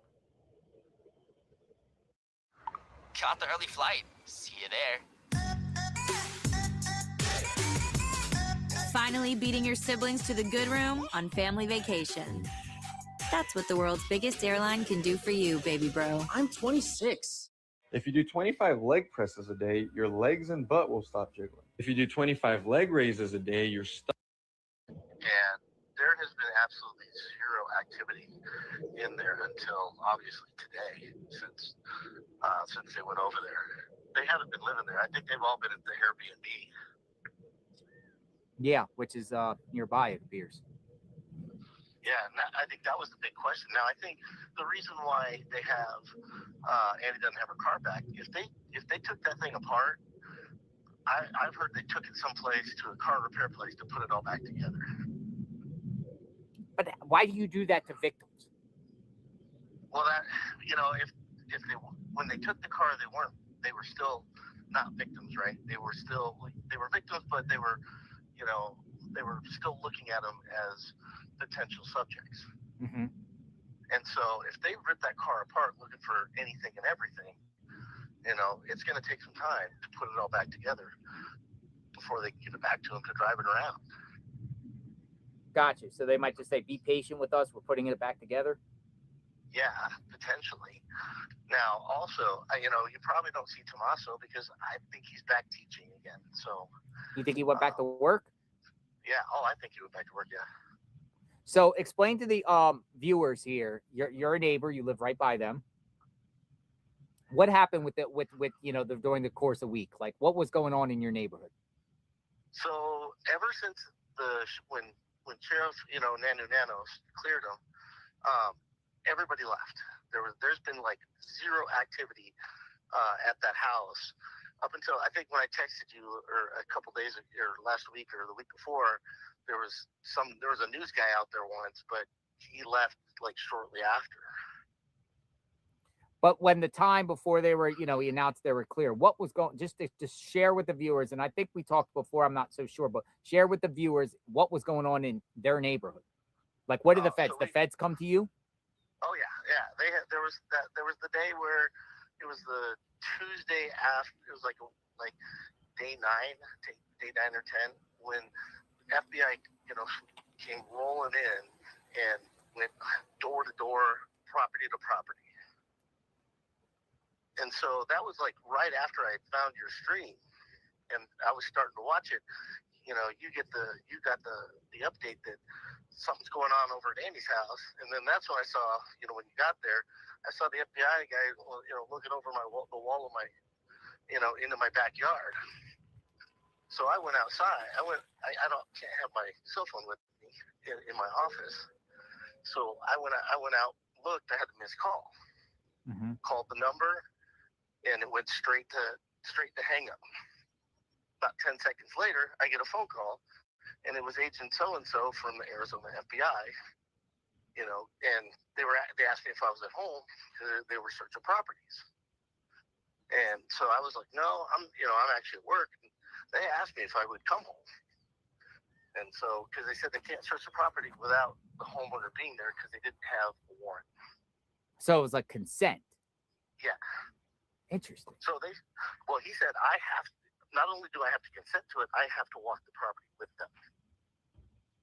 So they, like, it was that in a sense of urgency, they just wanted you to come home from work to help them? No, to let them walk my property, right? But they wanted you to leave work to do it. Oh, yeah, absolutely. Yeah. So you went back there and took them around? Back there, and that's when, you know, you were following a bunch of people around that you were further down the street from where my house is. And, you know, that's when, you know, when I got home, it was probably 15 or 20 minutes before they got to my house. And they walked around my property, looked at my casita, and then looked in my car trailer, and, you know, they were just looking for anything and everything that could have been thrown, you know, dropped, just any piece of evidence. But why in that neighborhood? Why your neighborhood? Well, because we're in, you know, Annie's literally on the street behind me. I'm sorry? So Annie, you know, Annie's house was there, but she's literally on the street behind me. And there's only 4 major streets in that neighborhood. It's pretty small. Yeah. It's just, I don't get it. I just don't understand why. My mind takes me back to the neighborhood and what we saw. You know, basically, as following around different neighbors. Some of them, they were going in the house. Some of them, they were looking in their trailers, pipes, scouring their property, walking around, going door to door. And it just makes me wonder why there when that's 10 minutes away from here. I think it was a possible route, you know, out of, we got some military jets flying by. I work down by the airport, so it gets noisy here. Yeah. We'll get some up here still. Hey, how you doing? Welcome back. Hey, right, you got some water. Oh, Waters? Yeah. Thank you. What's your name? Mike. Hi, Mike. Oh, I remember you. Yeah, I was here a couple of days Yeah, ago. I remember you. Thank you, Mike. My pleasure. Cold water. Nothing better but a cold drink of water. It's going to get you a Red Bull. Yeah, ain't that Oh, no more Red Bull. God bless. With a Red Bull. Hey, here's a couple extra. Okay, thank you. Yeah, we appreciate that. Thank you. You never know. What's your step on that? Keep up Give me the 1 good work. second, sir. I'm sorry. Thanks, guys. Thank you. Thank you, Mike. Yep. Have a good day. Thank We you. got Yeah. we got all kinds of things coming at all angles. Now, you there? Yeah, I'm still here. Yeah. So I mean, but you said possible theory, some route that the perp took. I think that's what they were looking at that angle, right? And to be honest, I don't think anybody would want to go down my road because we've got speed bumps every 500 yards. It seems like. The reason why I go by Annie's house is there's no speed bumps on that road. It's just easier and faster. Yeah. Oh. But ever since they were marked cleared, no law enforcement, nothing in your neighborhood at all. No, that they were there because I think they hadn't the day that I talked to you out in front of the house over there. I don't think they've been marked clear yet because they had the security guys were there. blocking the driveway. And then all the media was across the street. And then we had the angry neighbor who said that somebody was flying a drone chasing their dog. I don't know about that, but I'm good friends with Maureen Hancock. But yeah. Well, once they cleared them, everybody just kind of went away. It got really quiet in our neighborhood. Yeah. It's just wild. Well, we'll see what happens out of all this. Appears someone's back at the house now. Their house. Maybe they're just going back to their life. And I would hope so, that they can get back to their life. And if they're truly not involved in this, then let them have their life back. Even though they still don't know where their mom is. You gotta get back to some sense of normalcy. Mm-hmm. What about the neighbors' theory? What's that? You have a question? Well, I was saying, as far as the neighbors, the safety concerns that people might think, is this a one-time thing? You feel safe over there? Well, I'll tell you, we lock our doors now. Now because of this? Oh yeah. Really? Oh yeah. We wouldn't really lock. We would lock, the main door into the house, but the one that we go in and out of. Mm-hmm. But there were times, but since this happened, dude, I've installed more cameras. We've got locks. It's, because these people, they've left no trace, and that's just the weirdest thing about this whole thing that we know about. They could be hiding. Well, that we know about. Yeah. Yeah, it's just a mystery. Well, stay in touch, and I appreciate speaking, and we talk offline sometimes, and we'll can't wait to see who did this. We've got to come to some conclusion, that's for sure. And maybe it's like the Kohlberger case. They're holding their cards close to the vest. We don't know it, and maybe they're on top of the guy. We just don't know. Have you seen just weird vehicles since this happened, right around your neighborhood, just looking around? And not really. No. I could imagine people going by Annie and Tommaso's just looking around, or people coming out. Could be. My cameras can't see their house from where they are, because there's a 2-story house in between us. Mm-hmm. But just when they came and asked for my camera footage, initially on that, I think it was on a Thursday night after she was abducted. I didn't have any camera footage, but then I realized there were cameras that I brought from another house when we moved, and I had them dialed way back, so I would only get something if they came on the property. And so I dialed the settings back so that any car that drives by, I now get an alert. Yeah. I don't blame you, man. I don't blame you. More people should do that, because if something happens to a neighbor, maybe not you, but you will have the footage. And a lot of people... It's neighbors looking out neighbors. Security footage is not necessarily just for you. No, exactly. I bought my neighbors 3 sets of Ring cameras. Well, I had a bunch that were given to me, and I actually gave them to my neighbors, surrounding neighbors. Not just, out of kindness also, but also I'm like, they can protect me too. Well, and I'll tell you, we only knew a couple of the neighbors. I know my next door neighbor, and a little bit about the people across the street, and the lady down next door to them. That was kind of the only neighbors we knew. I saw some neighbors were walking by when I went and picked up my mail one day, and they're like, "Yeah, we really want to get to know all our neighbors now." Yeah, you know your neighbors, man. Come out an alliance. I guess that would be called Neighborhood Crime Watch. Right. Right? You all got a Neighborhood Crime Watch. Everyone knows each other now.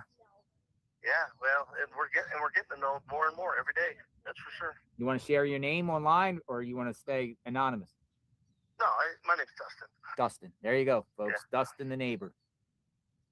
Dustin, appreciate your time. If anything pops off, you can just let me know. I'll do the same. No. I sometimes text you and ask you what's going on, anything going on. I know, and like I said, it's just been super quiet in the neighborhood ever since, Nanos, cleared them. Which to me, I know the girl that ran against him. Heather was a friend of mine in my running group, and he was very vindictive to her, which is kind of the patterns that you've heard about his career from other sheriffs. the sheriffs themselves don't like him. That's what we're hearing. I mean, there's people that are actually going out in the department, going on podcasts and going on, media circuits, describing what goes on within that office. Well, I can tell you during the election, he put Heather on leave, at a right towards the end of the election, and then put some bogus investigation on her that he knew wasn't going to be concluded before the election was over. Kind of just detain her. Yeah, tried to paint her as this awful person. And I've known Heather for 15 years. She's not that what he was trying to paint her as. Mm-hmm. I met her too. She's not at all. Great person, from whatever I know. And even to the point where after the election, she only lost by like 400 votes. That's how close it was. Mm-hmm. Like a 0.1% or something. And she literally had to leave the Pima County Sheriff's and go to Queen Creek because she was worried about losing her pension. Yeah, I mean, people work for years. They want that pension, and if you get some sort of fired, you don't get the pension, right? Yeah, and he kept retaliating against her even after the election was over. So it was, he moved her to, I think, some crap job that, it was just, and making her work midnight shifts, those types of things. It's just, come on. Retaliation should be, that should not be in any workplace. We'll see what happens with that. Dustin, thank you. Yes, sir. We'll talk soon. Be safe. All right, brother. Bye-bye. Yep. All right, guys. Hello, Dolores. Welcome from South Carolina over there. Thank you for being here. Jump on in chat and let us know what you think about this. So I played that because he had some information on the tomato Tabasco hot sauce dude and Annie's house, and JLR even said that somebody's now in the house. So I hadn't heard that, and I don't know, are they moving back in? Are they taking back over their property? What's happening there? It could just be because we think that Nacey Guthrie's house is now being taken care of by a property management group. So maybe Annie and Tomato's house is also being taken care of by the same, but JLR is saying that that somebody is in there now. So we don't know what that means. And then the other thing I wanted you guys to hear was what this man had to say about Sheriff I don't know. That's what I call him, Sheriff I don't know. Never known a man that was in a leadership position that didn't know as much as this guy, but whatever. These, it's funny to hear people just now coming out about this and hating on the sheriff, to me, when it was such a close race, and they're the ones that put him back into office, knowing that he was being investigated by the FBI. And that is where I want to go with this. Lulu, I see what you're saying. And Lulu says, article in DM, LA girl who was abducted in 2020 at the age of 5 is found safe living on the other side of the country. While there's always hope. Yes, there is always hope. But I think it's Nancy's age, isn't it, as well? I think it's Nancy's age and also Nancy's condition, but I don't know. And then a 5-year-old girl who's been abducted from California almost 6 years ago has been found safe and well on the other side of the country. So I will take a look at that as well. Is FBI nationwide? He said Arizona FBI. The Bureau is nationwide, yes, but they all have their own offices and areas and stuff like that. So like the FBI from Arizona isn't going to come here and try to solve a case in Indiana. It would be the Indiana FBI. It's solo class. Tabasco is his name, not Igel. That's his name, not Igel. Okay, so I'm guessing what you're saying to me is it's low class for me to call him Tomato Tabasco hot sauce dude. I'm sorry you pulled out. Is his name in jail? Wait, it's solo class Tabasco That's his name. In jail. Okay. Don't know what all that, I don't know what, you got to give me more. Not proven guilty. Oh, so, okay. I think I get what you're saying. I could be wrong. Correct me if I'm wrong.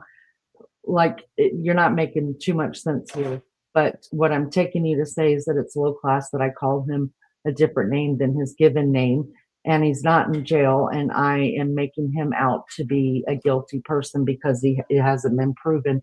Well, I have just as much right as anybody else in the whole wide world to have an opinion. And like I said, my opinion doesn't have to match your opinion. You're welcome to give your opinion all you want. You don't have to agree with me at all. I'm not asking anybody to agree with me. We're just talking about the stuff here. I'm not trying to solve a case. I'm trying to talk about a case and understand a case. So if you believe him not to be guilty, that's absolutely fine. But it speaks to class.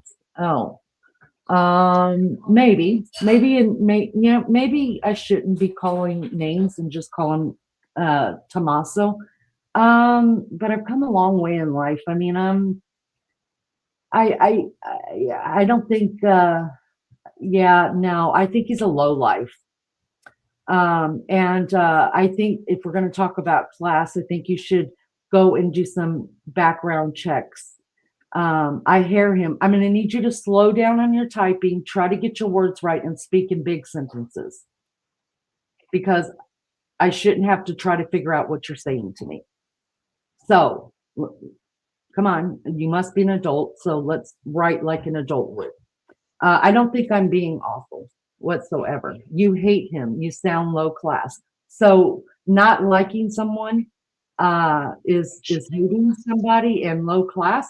No, I think not. Why don't you go and do some research about his life and what he's doing and what he has done, and then you come back and tell me about his class. Whether he's guilty of this crime or not, that's not for me to I'm not his judge and jury, but I have an opinion just like you do. So this has nothing to do with class. But if you want to talk about class, go do some research and then come back and tell me what you think of this person. Because if you think he has got some kind of class, we're not talking about the same person. But you're welcome to stay, Gia. You're welcome to stay. You're welcome to have your own opinion. But I'm not calling you a fucking dipshit for not having the opinion that I have. Okay? So let's just leave the smart ass remarks behind. Be an adult. I'll be disrespectful to whoever I want to be. If you look at the title and you look at the name on this channel that I pay for to be here, it's according to Lean. So I'll you're being disrespectful right now. So it goes both ways. This is her channel. She's allowed to say what she wants. People in here all have different opinions. I've got a different opinion. It doesn't matter. It doesn't make anyone disrespectful. No one's attacking them at all. Absolutely not. And but so what? Because she couldn't pronounce his name at first, and that's where it came from. That's where it came from. Everyone is doing the same because nobody could pronounce his name.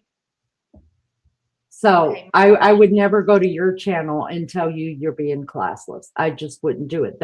You have the right to your opinion, and you have a right to an opinion here, but you don't have the right to come in here and tell me what you think of me after only listening to me for the last 5 minutes. I've been doing this since day one.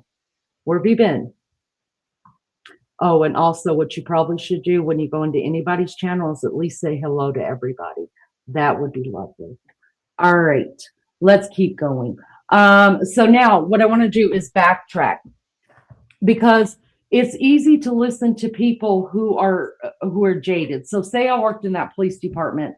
I didn't like the way that sheriff was treating me. It's easy for me to be jaded and pissed off and give you my opinion, right? Like he's a total idiot. He's a jerk. He's blah, blah. It's easy for me to dislike him. But when you hear a civilian talk that doesn't have anything to do with this person in office other than he is their sheriff, and they're giving the kind of same background into it and how they feel about the sheriff and things like that, I think that speaks volumes as to what kind of sheriff we're dealing with here.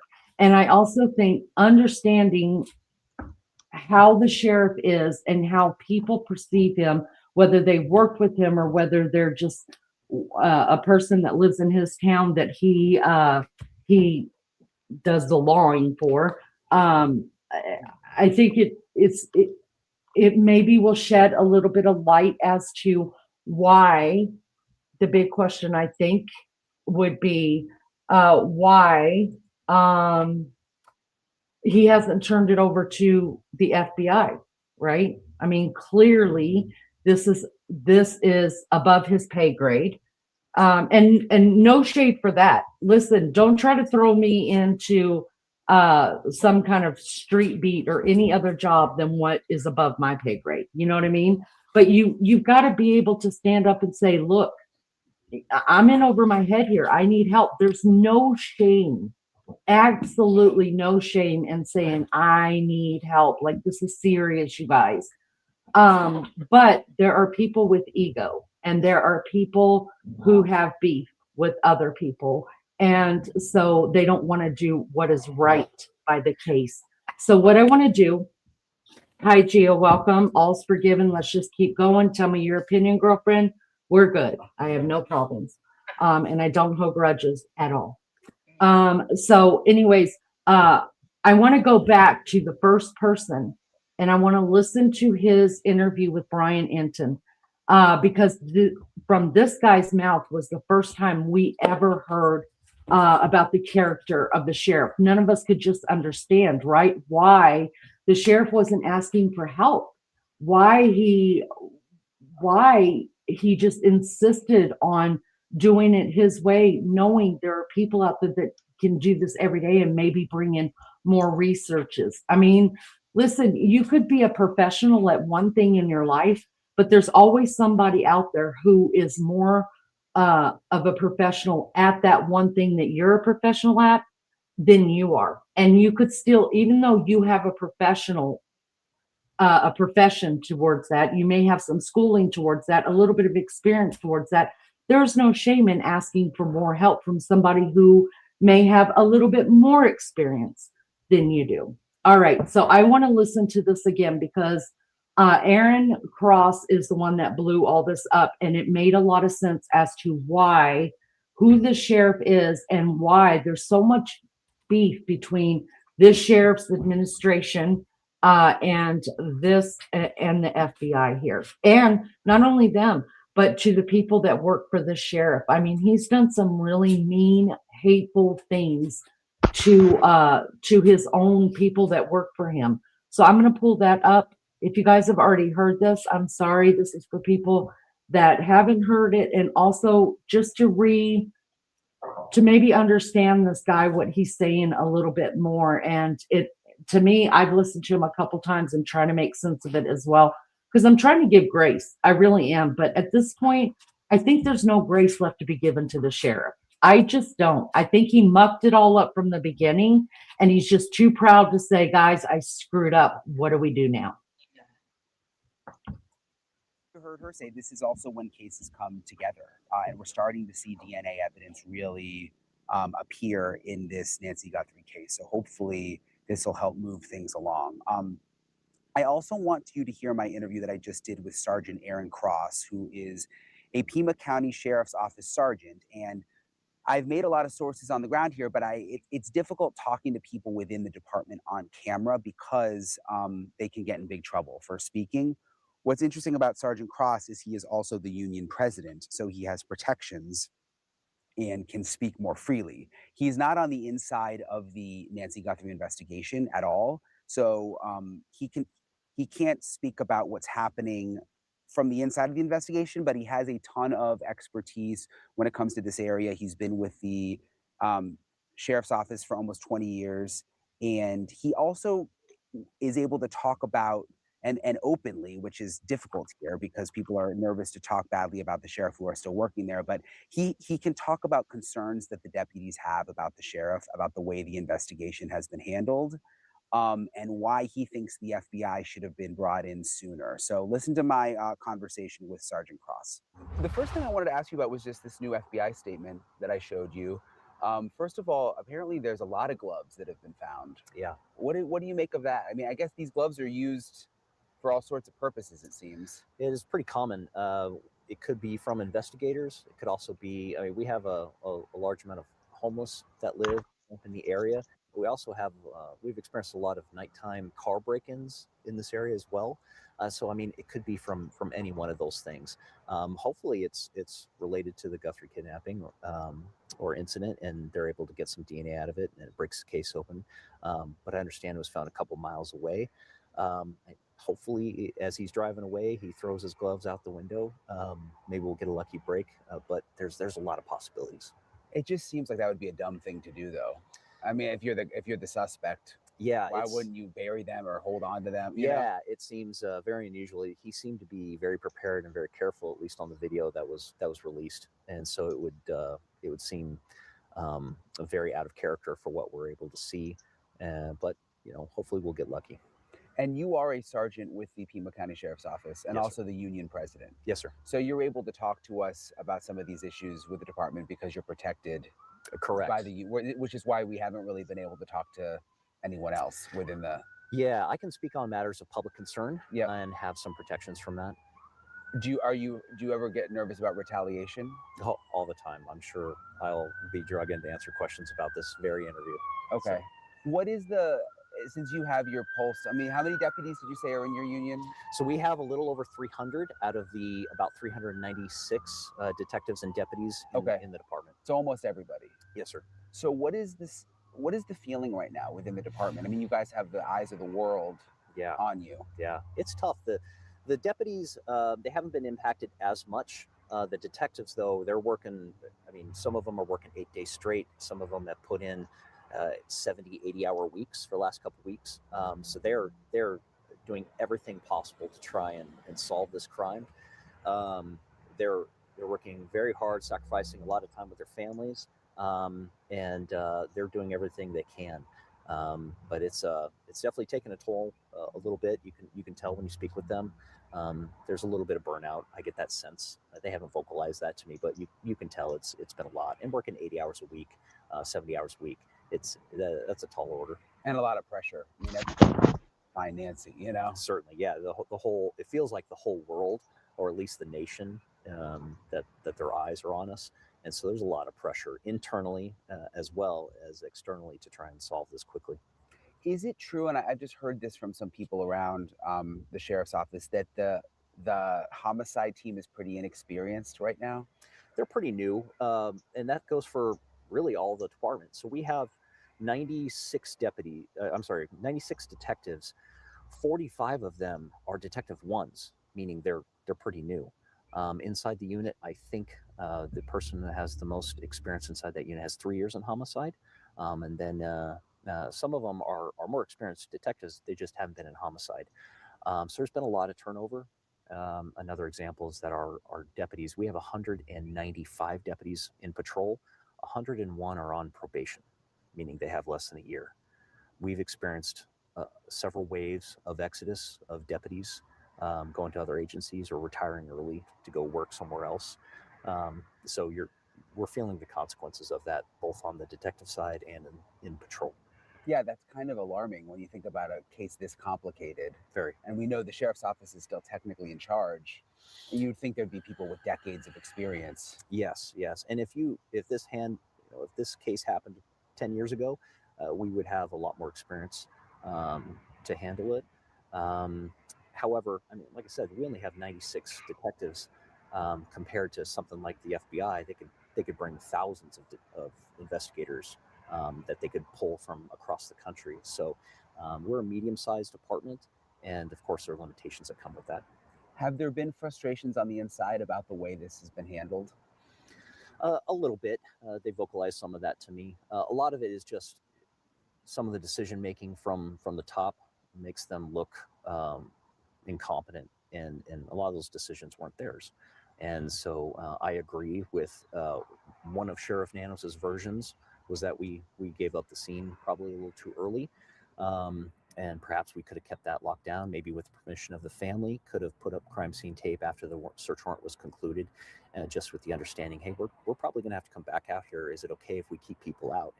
And see if the family would have agreed with that and put up that security to keep people away, just to maintain that crime scene as pristine as possible. What about this relationship with the FBI? Because we've heard from FBI sources that it hasn't been good. You know, I even heard a couple nights ago there was some critical information that wasn't shared with Ebola that they just didn't tell the FBI about. Yeah. And then, you know, this whole issue with the lab. Yeah. It's going to Florida, whereas the FBI is, why isn't some of this stuff going to Quantico? Yeah. Where does that stem from? So my opinion is that this comes from 2016. I think when Sheriff Nanos was investigated, when he was interim sheriff back then, I think that investigation caused a lot of the icy relationship that we see today. He holds grudges, and took that as a shot, and I think that he hasn't forgotten it. And I think that's driving some of the decision making that's going on right now. Do you think the relationship is getting better at all, though? Because when we went out to the search warrant, I guess that was on Friday night. You know, the FBI was there for that. Yeah. It was and it was your SWAT team, but then it was an FBI search warrant, federal search warrant. I mean, do you think they're trying to mend that now, or what's your sense? If there's any efforts to mend the fences between them, it's only because of public pressure for him to do so. But I think that this case, what worries me is I'm worried that this case has become an ego case for him, and that this is our chance to one-up the FBI, or to show that we're as good as the FBI. And I'm not sure that should be driving the decision-making. We have very capable, hardworking detectives.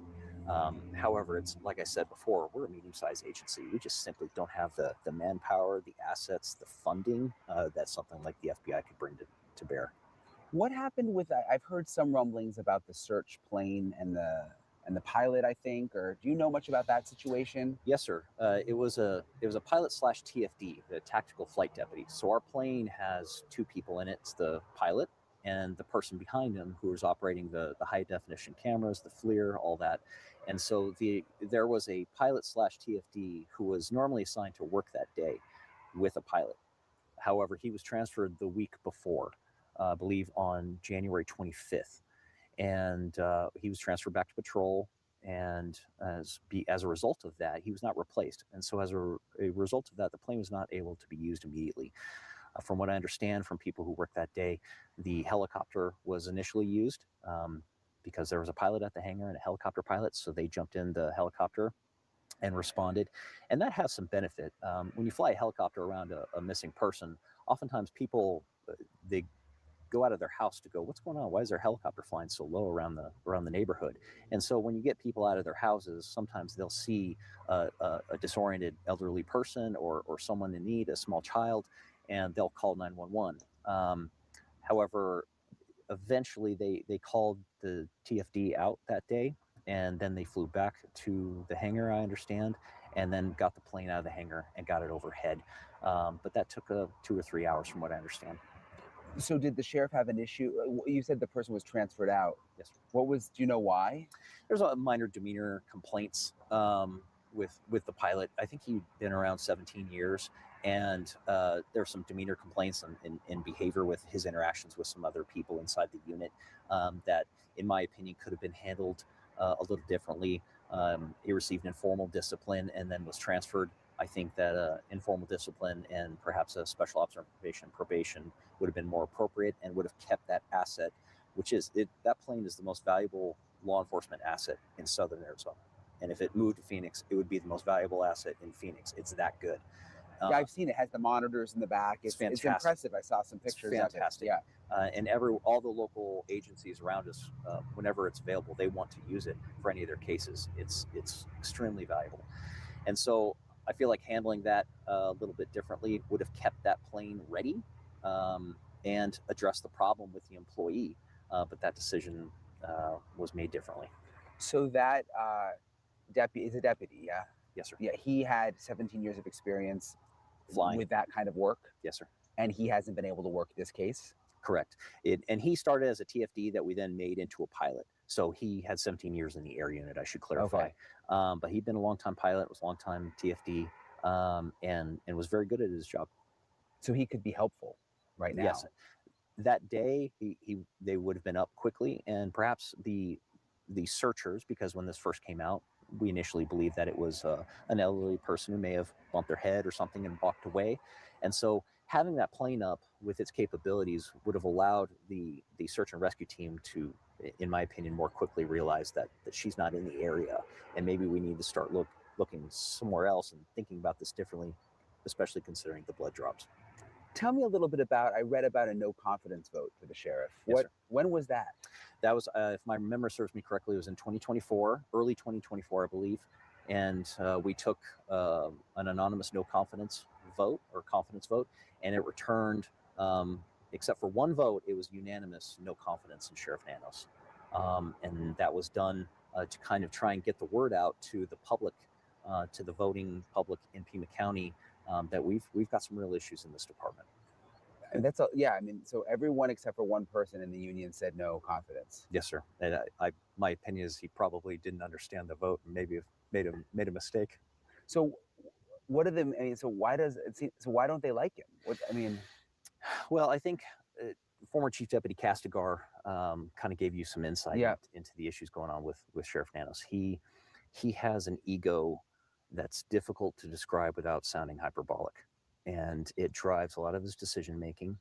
He's very retaliatory, and their favorite version of retaliation is through transfers, which has impacted nearly every unit in this department and decreased our overall readiness, in my opinion. Nearly every unit, the experience and expertise that was there was transferred out for whatever reason, and there are real impacts to that, and it lowered morale. And so there was a lot of hope that in the election in 2024 that we would have a change at leadership. And when that didn't come to pass, very close, but when it didn't come to pass, that's when we started seeing these mass exodus of deputies and detectives. How close was it? You can put this bra on without lifting your arms. Yes, finally, a bra made for 471 votes. So he lost by 400. He won by 471 votes. Yeah, 471, 481, less than 500. Okay. It was so close it had to have a mandatory recall per the Arizona state law. And you mentioned the transfers, and you said it was like discipline by transfer. Is that what happened to you? Oh, yes, sir.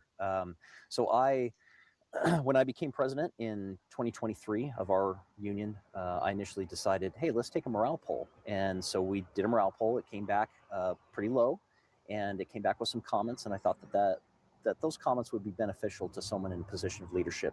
So I quietly compiled them on a professional letter and sent them to Sheriff Nanos, just put it in his basket, and he could have thrown it away. However, he took exception to that and responded by transferring me to a position to hurt my family. That was confirmed to me later by former Chief Deputy Castigar. What do you mean to hurt your family? So I was on midnights because I had small children and my wife worked during the day. They knew that, and about 7 months before, one of his chiefs threatened me to move me off midnights, and I explicitly reminded them that I'm on midnights for my family. But when I sent that letter, they responded by transferring me to a day shift so that I would not have that time with my children. And did you get transferred to like an office job at that time, or? Yes, sir. So you don't even, how much experience do you have? This will be my 26th year. I am the second most senior sergeant in the department. But you're not out on the street? No. He has me taking calls, phone reports. So if your garden hose gets stolen and you want to make a phone report, I'm handling those currently. Is that feel demeaning? I mean, with all the experience you have? I'm the first and only sergeant in the history of our department ever working that position. It's normally reserved for injured deputies so they can still work while they're recovering from their injuries. So I've covered, I've interviewed unions before, like with a lot of different things. And a lot of times the unions don't like the boss. Yes, sir. Or it's about pay. Yes, sir. So that's not uncommon, but is this different, do you think, than other places where, because the unions always seem to have some kind of issue. You know what I mean? Yes, sir. Yeah, I agree. And oftentimes you do hear of unions are always lobbying for increased pay. And certainly we lobby for that as well. But no one came to the Pima County Sheriff's Department because they were going to get paid the most. However, I have a theory that you can either pay your employees poorly or treat them poorly, but you can't do both and expect them to stick around. And that's where we're at. And our pushback against leadership inside this department, I believe, is a large reason why we've grown so quickly. Like I said, we started in 2023 from nothing, and we're already now representing nearly the entire commission side of the department. The other thing I found covering sheriff's offices around the country is, you know, sheriffs have a lot of power. I mean, they're elected. Certainly. So sometimes, or many times, the deputies love the sheriff. It's like the opposite of what you're saying. Yes. And even though maybe they don't get paid as much as they should or as much as they want, like the sheriffs have their back. Yes. And it's different than working for a police department where there's a city council and they almost, you know, the sheriff really protects the deputies. Yes, sir. But I guess that's not the case here. No, and it's pretty unusual. But it is around here, right? I mean, I've interviewed some other sheriffs. It seems like other sheriffs are really liked. Yes, sir. And the counties that are next to us, their sheriffs are very popular. Pinal County is a great example. They're directly to our north, and their deputies adore their sheriff, from my understanding. Ours is different because of how he runs the department and the retaliation that they do to the deputies that speak up or even perceived to be against Nanos, or even he heard them say something against him. Because of that, we had a couple dozen of them protest with me against the sheriff during the last race. And I am unaware of any other instance where deputies protested against their sheriff for an election race. But it happened last time. But it wasn't without risk and fear. A lot of those guys did it while wearing masks, just to protect themselves from retaliation. Yeah, that's unusual, huh? It is. The situation inside this department I would describe as is very unusual. So the whole world is watching now because of Nacey Guthrie. I mean, do you think all of these issues that you've described have had an impact on the investigation? 100%. 100%. The experience level inside our CID, like I said, they're hardworking people, but everybody needs mentors. And, you know, I cannot imagine starting as a new deputy or when I was in as a detective and not having mentors to help me out. You need that. They make you better. And when you have questions or when you have a high profile case, they're the ones that you want to go to. But from what I understand of what I'm being told, there's not a lot of that right now. Like I said, we're a very young department. 45% of our commissioned deputies and detectives have less than 5 years on. We're very young because of this turnover, and it's having a real impact. And when we need that expertise, that seniority the most during high profile incidents like this, they're simply not there. So I believe it is having an impact. Couldn't the sheriff have said in the beginning, look, this is a complicated case? Even the FBI experts around the country have said, we've never even seen anything like this. I mean, they've never seen a kidnapping like this. Couldn't he have said, we're going to hand this over to the FBI because like this needs another level of expertise? I don't think that would have made him look bad. No, I think they could have still helped and assisted and been a part of it. I agree. I think the right decision, and there's also different aspects of this as well.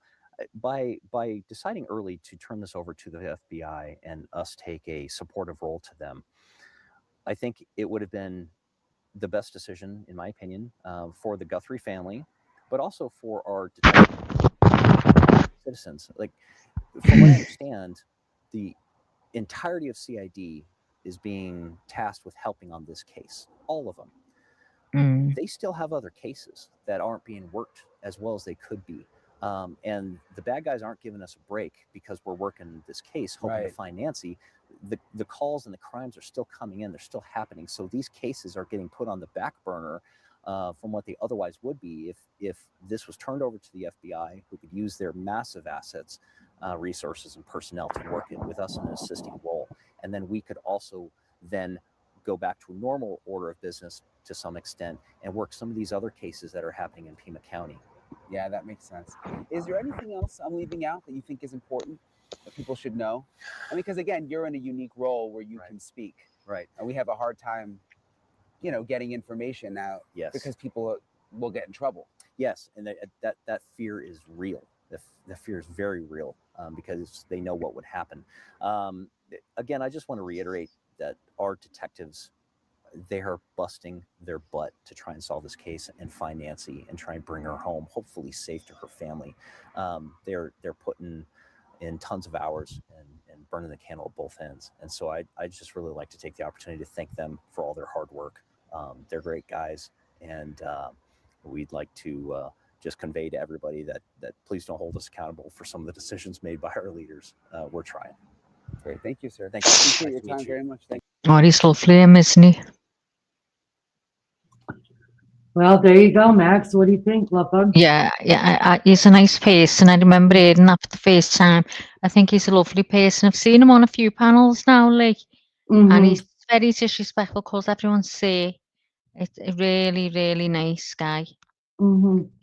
I did write this down, and then after I wrote it down, he reiterated it, what I was thinking. He said, I wrote down, past problems with the sheriffs caused this case not to be investigated correctly in the beginning because of low manpower. And I really do believe that. I mean, Yeah. let's just face it. I would definitely rather work a case, if I was law enforcement, with someone who's got 20 years experience rather than 5 years experience, right? I mean, he's like, it's like he said, everybody needs a mentor. And that's what I believe the sheriff has forgotten, that even he too, it would be nice to have a mentor. And someone to bounce stuff off of, you know what I mean? And correct you when you're wrong. Have to have that one person that you trust that can Just say to respect you, them, that you're wrong. yeah. So I wanted to do that. I don't know if it makes much difference, really. I think everybody completely, not everybody maybe, but most people that we talk to, they understand that from word go, the sheriff's department messed this up completely. And the saddest thing is, maybe if problems with this sheriff had not caused people to leave earlier, retire earlier, go to a different position within another police department or sheriff's office, maybe, just maybe, we would have had Nancy home. Would it have changed, alive or dead? Unfortunately, I don't know that for sure. I don't think it would have. I think whatever's happens has happened straight away. But But at least if they had kept on those people, oh God, of course, that they had, then maybe it would be different. And even just not to have that much ego that you can call the FBI and say, look, get people here because this is crazy. Like, we can't do this by ourselves. And they were there. They were there. They were there 100%. And I absolutely do think that because of his past grievances with the FBI, he wants to retire fully from law enforcement as having brought Nancy home one way or the other. But I think it's gone too far. And let's just face it. I mean, they live in the desert. I don't like saying it, but I'm going to say it. They live in the desert, and there is a high probability now that her body will not be found if it has been put into the desert. Yeah. And that is, didn't you, from the word go? And that is the saddest of the sad to me. The saddest of the sad, that somebody's mother, because of somebody's ego and somebody's vengeance against other people, have stopped this family from retrieving their mom. And that breaks my heart. It breaks I think my that's heart. the worst, Jeff, isn't it? Lou said something about it before, earlier on in the chat, is not knowing than knowing. It's bad enough when someone's passed away, Lena, you know where they are, you know where the body is, but to know, you never know what's happened to that person. How can you say goodbye? How can you? I don't. You could never let it go. You could never get over it because you always expect them to walk through the door. I mean, who paid the mum's owl, but you know what I mean, don't you? Absolutely. You're never ready for your mom to leave. It doesn't matter. She's 104 years old. It's still your mom, Yeah. still someone you love. There's, does it, is it expecting? Yeah. Mom's getting older, time is slowing down and Yeah. it's almost that You time, but still find it hard, don't you? yeah, it's still your mom, no matter what, it's still your loved one. And I don't know. I just, the only thing I do know from losing my mom, and yes, it was unexpected, um, but not out of the realm of past possibility, because my mom wasn't kidnapped or murdered. Yeah. She Yeah. went the way she went. So that was hard enough to deal with. But to deal with, okay, my mom's gone. I don't know where mom's at. I don't know if she's alive Oh, or I dead. know. Y'all know, I've told you over and over and over again that y'all would have to come and visit me in the loony ward, Me because too. I I couldn't live wouldn't get over it. not knowing No, where I'd my never mom get is over at. it. I mean, it's Ever. one thing to deal with death, that's one thing, but it's a whole different thing with just the not knowing. Never knowing what happened Oh to them. no. It's like these kids going missing, being abducted, little babies, and just, oh my God, I mean, I can't even think of it. It really hurts my heart. Yeah, Can I it hear is. clapping?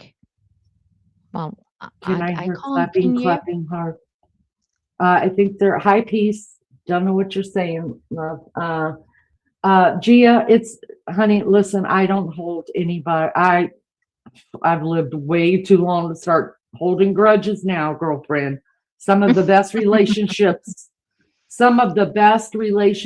people can have are the ones that start out with You've an said that, argument. Lee. You've had Yes. Leanie, who you're talking to now, Gia. She's made really good friends from people she was having a fight with Yep, at it's the the truth. beginning. Really, It's honestly. Yep, it's the truth. It's the one, because I fall in love with everybody, Maggie. I'm like, oh, you're my best friend. I love you so much. Like, what can I do for you today and tomorrow and the rest of our lives? Like, you're just like, we're gonna be BS. And then those people are the ones that are like, oh, take this in your back, and you're just like, and I'm devastated, right? Because I just love everybody. But the ones that come in and just bitch me out pretty good, and then I hold She'll my bitch tongue. them out right back and then say, that's fine. Yeah, but I've gotten a In lot my better, opinion. because I didn't once Oh tell God, Gia yeah. to fuck off. Yeah. She would have never spoke to you. But no, she's Yeah, good now. She just says, you've got your opinion, so where you're welcome I'm and chat if you want learning. to carry on. I am learning, but I don't hold any grudges. Even No, I just don't. I don't. Who wants to? Nobody wants to know. Nobody wants grudges. no. I just would rather have a disagreement, get it over with, stand tall, and then move along. Don't even need to talk about it no more. So I'm glad you're here, and you're welcome here anytime. Don't be scared to come in here, girlfriend. You have Great, she you said. you have any opinion you want to have. You will get no backlash here. And No. YouTube is weird. When you go to a new channel, if you've been around YouTube, that just about every channel you go to, no matter what you say, chat or panel is just going to jump all over your ass if you're not agreeing with them. So I understand going into a channel and already having your backup, or like you've got your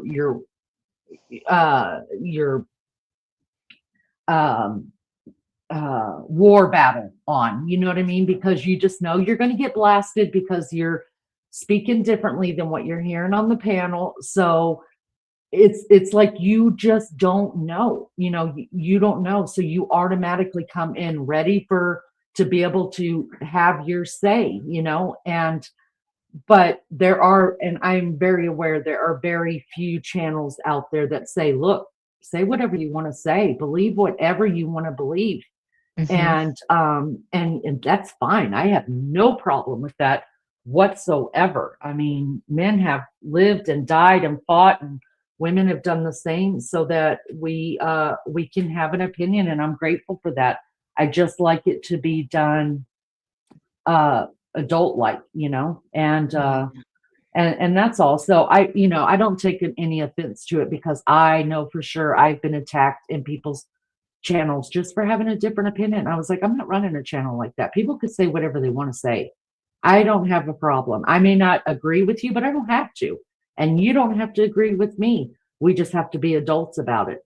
And that's it. And we can learn a lot from each other just by listening.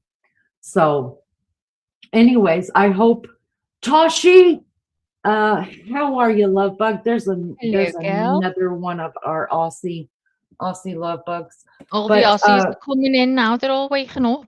All of them are waking up. You old lazy ass people, get your asses up. They're getting up, and I'm going to bed. But Gia, please, I hope you come back anytime, honey. You believe whatever you want to believe, and you will get no flack And here.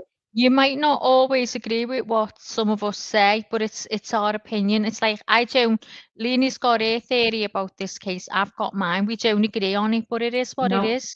It's good today. I like hearing other people's Me theories and too. thoughts because Me too. you do learn from it. You start thinking, well, you know what, that makes sense, and you Yeah. start thinking another way, then, don't you? Yeah, it's so good. Especially, and that in yesterday's live was the perfect example of that. Like Yeah. when Julio came up on panel and just Yeah. blew that up Oh my totally. God, brilliant. What I Yeah. was thinking, what you were thinking, what a lot of chat was thinking, I was just blown away. And I was like, oh my God, that is so plausible. Like Yeah. I'm looking at this all wrong. Let me, and I obviously truthfully didn't have time to jump into all of it today. I didn't make time to jump. I don't like saying I don't have time. I have time for whatever I want to do. I didn't want to do it today. Obviously, I had stuff that needed my attention more. And tomorrow I will not be live. I don't know if Maggie's going to go live, but I will not be live tomorrow. My grandson and one of my daughters is coming over to stay the night. I'm super excited about that because she's really into thrifting now. She's just got on her mama's level. Y'all, we have so much to talk about now. Who's this? Is this the eldest one? No. Even though little she one likes called? thrifting too. The eldest one has always been like into thrifting and stuff and the vintage things. But my youngest daughter finally found what she loves, and she loves vintage. And so I was like, welcome aboard, sister. So I got all kind of goodies to give her. I'm so excited about it because I've been, I've got a whole table in there of a haul that I've been wanting to do. Oh, the And that's for you. and I haven't. Oh, thank you so much. That's so kind. I have I've been wanting to do the haul, but the Nacey Guthrie case is going, and I know we've met a lot of new people, and I don't know if they're interested in doing a thrift haul, but whether they are or not, I know there's doing thrifting. Oh, I love it. I love it. Oxy, you're so sweet. Thank you so much. But anyway, so I won't be on at all tomorrow. Me and my daughter are going to go to a couple of thrift shops, and we're going to a couple Are of you going to antique go? Are you going to record it? I might. But the problem is Record my grandbaby, and he's still at the age where I'm scared of him running in and out of the camera Oh, yeah, view. you've got to keep out of the hands. Yeah, Yeah. he's only 3, and I don't want him on. I mean, Oh, I don't no, even no, want my not at all. 17-year-olds on here. No, So, anyways, I'm super excited about spending tomorrow with her and them staying the night and things like that, and me giving her all the goodies that I could give her. But maybe at some time tomorrow, I could figure something out where me and her could go live together and we could show our finds. Yeah. Where Oh, we God, could, yeah. and we can harness the grandson so he doesn't run in front of the camera. So we'll see Yeah. how it goes. If you guys like that kind of stuff, just make sure your Yeah. bells Gia are likes turned it as on. well. She loves thrifting. Oh, See, thrifting is Gia, my you jam. found your place. You found your place. You found your place, girlfriend, because I am a thrifting freaking fool when it comes to that stuff. I love it. And so anyways, we're doing that tomorrow. And so I guess Maggie and I, neither one will be live tomorrow, but there's plenty of others that we have, you guys. Go to the playlist. I haven't been good about putting everything on the playlist, but just go through the lives, pick something you like. It's not all true crime. Some of it is thrift. Some of us just talking shit. Some of it is leaning after dark, and we're having a good time with men with their shirts off on the panel. You never know what you're going to walk into here, that's for sure, unless it's in the title. We'll cover what's in the title, but we may get off on something else as well. So there's plenty to look at. There's shorts there. We're animal lovers. We're just a bunch of crazy menopausal women who don't hide our crazy anymore. We're done with that shit. We're not hiding crazy. We just are what we are, and we're okay with being together like that. So if that's your jam, welcome aboard. Come and see us. We love it. Do Maggie? I wear mules? Well, yeah, sometimes. Why? Is that? I'm thinking if Mules this are is like clogs, rabbit, right? I'm thinking it's like rabbit. Now, mules are, to me, are what you put your foot in, but your toes come out the other side. I think you can have mules Oh. with toes in there as well. I don't Oh. know. I love So crazy Gia. Don't you worry about it, love bug. Let me tell you, we're all nuts here, and I don't even mind. I don't even mind. I'm done. I'm too old to have to worry about what people think about me now. That's all past. But all right, listen, I love you guys so much. I thank you for being here. I hope you will come back. I hope this has been some kind of value to you. And we're not professionals here. We just do what we do, and hopefully it's good enough. So well, Leanie can speak for herself. I'm professional, guys. Okay. So I am professional. I just have to tell you. You know, so Leanie is not I wear the very professional yet. outfits. Yeah. She looks professional. Look at her. I She's look got a dead magnifying professional. glass, a trilby on, and a flashing Mac. I That's what we mean, call them, a flashing Mac. and I got my Aussie hat on. I forget, what do they call them? What do you call those Aussie hats? Lulu, somebody Oh from yeah, with the Australia. not a What is it sombrero. What are they called? called? No, With it's the things hanging down. ah. Oh my God, what are they called? Like little Lulu's coats. always asking me to if for born Kubura. It starts with a K, right? Kubura. Oh, I don't know. There it is. Akubra. Yes. Akubra. So y'all listen, I dress the part, okay? Dress the part. Okay, so Lou, mules are you slip your foot into them, okay? Like a flip flop, but they're not. So they've got a full strap that goes over, a piece that goes over. Your toes can come out the other side, or you can get like mule slippers that have got a toe in them. Hang on, let me show you what a mule is. But a mule already is got it. also like an ass, a donkey. Hold on. I got it, Maggie. Have you got it? Yep. There you Lainey, go. I've just told them I'm professional. Now you've just done that. Oh, I'm sorry. I forgot. So can you guys Okay, see so these? they're mules, but I'm talking about, what I'll show you Oh, what fuck they off, are Maggie. mules. They are This mules, looks- but I'm fucking showing you what mules I wear. Hang on.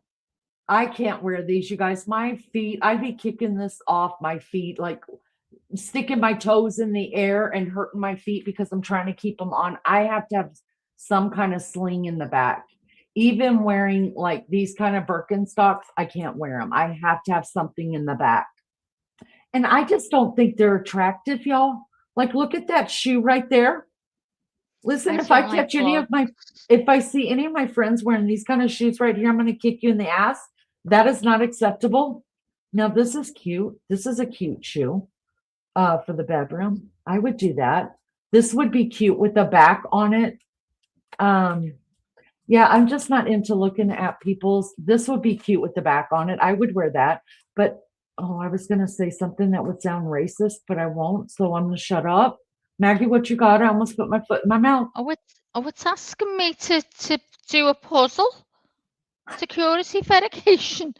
Please click on the numbers closest to the grey, and I've done it.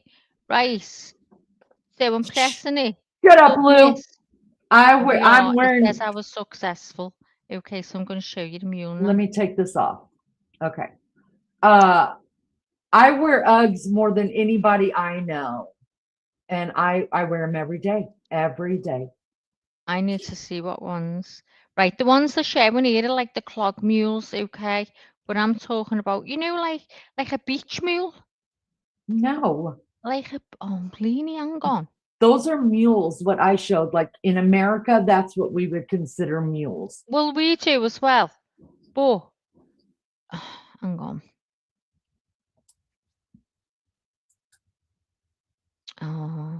Oh, wait a minute. Did you say Birkenstocks are? Oh, I thought you said inexpensive. They They're always remind me of expensive here Costco. too. Birkenstocks are so expensive here too. That's the truth. That is the truth. But they are comfortable. Like my son, my oldest son wears a lot of Birkenstock, but he's a college student, so they're all bougie and shit. I'm not bougie, but I'm telling you what, I wear the hell out of my Uggs, but I'll wear them year after year after year, and then get a new pair because they keep my feet so warm. I hate socks. Oh, they're the warmest things ever. It's real sheepskin. Okay, so oh my God, it's moving around. Hang on. So open image. I wear my Vans and Chinese workbooks, old school Adidas slides with socks. I wear Vans. I've got so many Vans. I got rid of so many. In fact, when my daughter comes tomorrow, I've got 2 pair that I'm going to give her. But I mean, I grew up with them. And so I wear, and you know what? Vans are really the cheapest kind of, oh, those are just slippers. See, we don't call those mules in Oh the no, well States. they're like plastic. You the beach shoes or like shower shoes. Yeah, If you, we would call them shower shoes or just sandals or well, we'd something. say mules. We call them mules as well. Wow. Okay. And I don't like them. Just saying. I don't Even like though- them ones myself. I've got pink, blue, black, cream, but not like them. Mine are better. They've got like they call cloud shoes as well. Let me show you your clouds. I should have put that in. Hold on. Peace says, where's the platform? I used to like the platform. Actually, some of the shoes, let me show you guys these ones that are coming back, and I'm so excited. I've got 2 pair in the closet. Why? I don't know, because I right now am living in yoga pants and sweats because it's freaking cold. Let's see.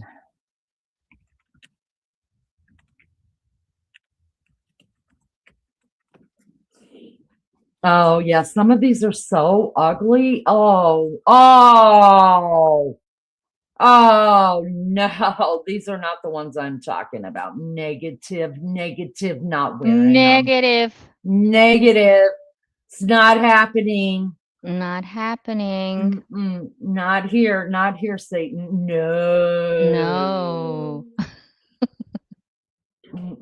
This reminds me of goth shoes. Oh, negative. Why am I? I can't why even is this- show 'em. I'm sure this is American. This laptop What's wrong with American laptop? because it's showing me American shoes. I swear to God. Oh, if these I are put them. that in my Steve phone. Madden. All right, this is my jam, y'all. I'm going to show it to you real quick while Maggie's trying to get hers up. Hold on. These are my jam, you guys. No, I can't. These right here, y'all. That's my jam. I would totally wear those with jeans. Let's have a look what you're showing me. What do you call them shoes? What did I just say, you guys? I forgot already. I don't know We what they call them. College shoes or platform shoes or throw in the bin shoes. Throw in the bin shoes. Let's see how much Cute. they I are. see both pics, Maggie. That's some accent. Oh, I Thank love you. those. I want some of those. Yeah, those It's are a cute Liverpool shoes. accent. I'm known to be a Scouser. I am Mel. Platform shoes.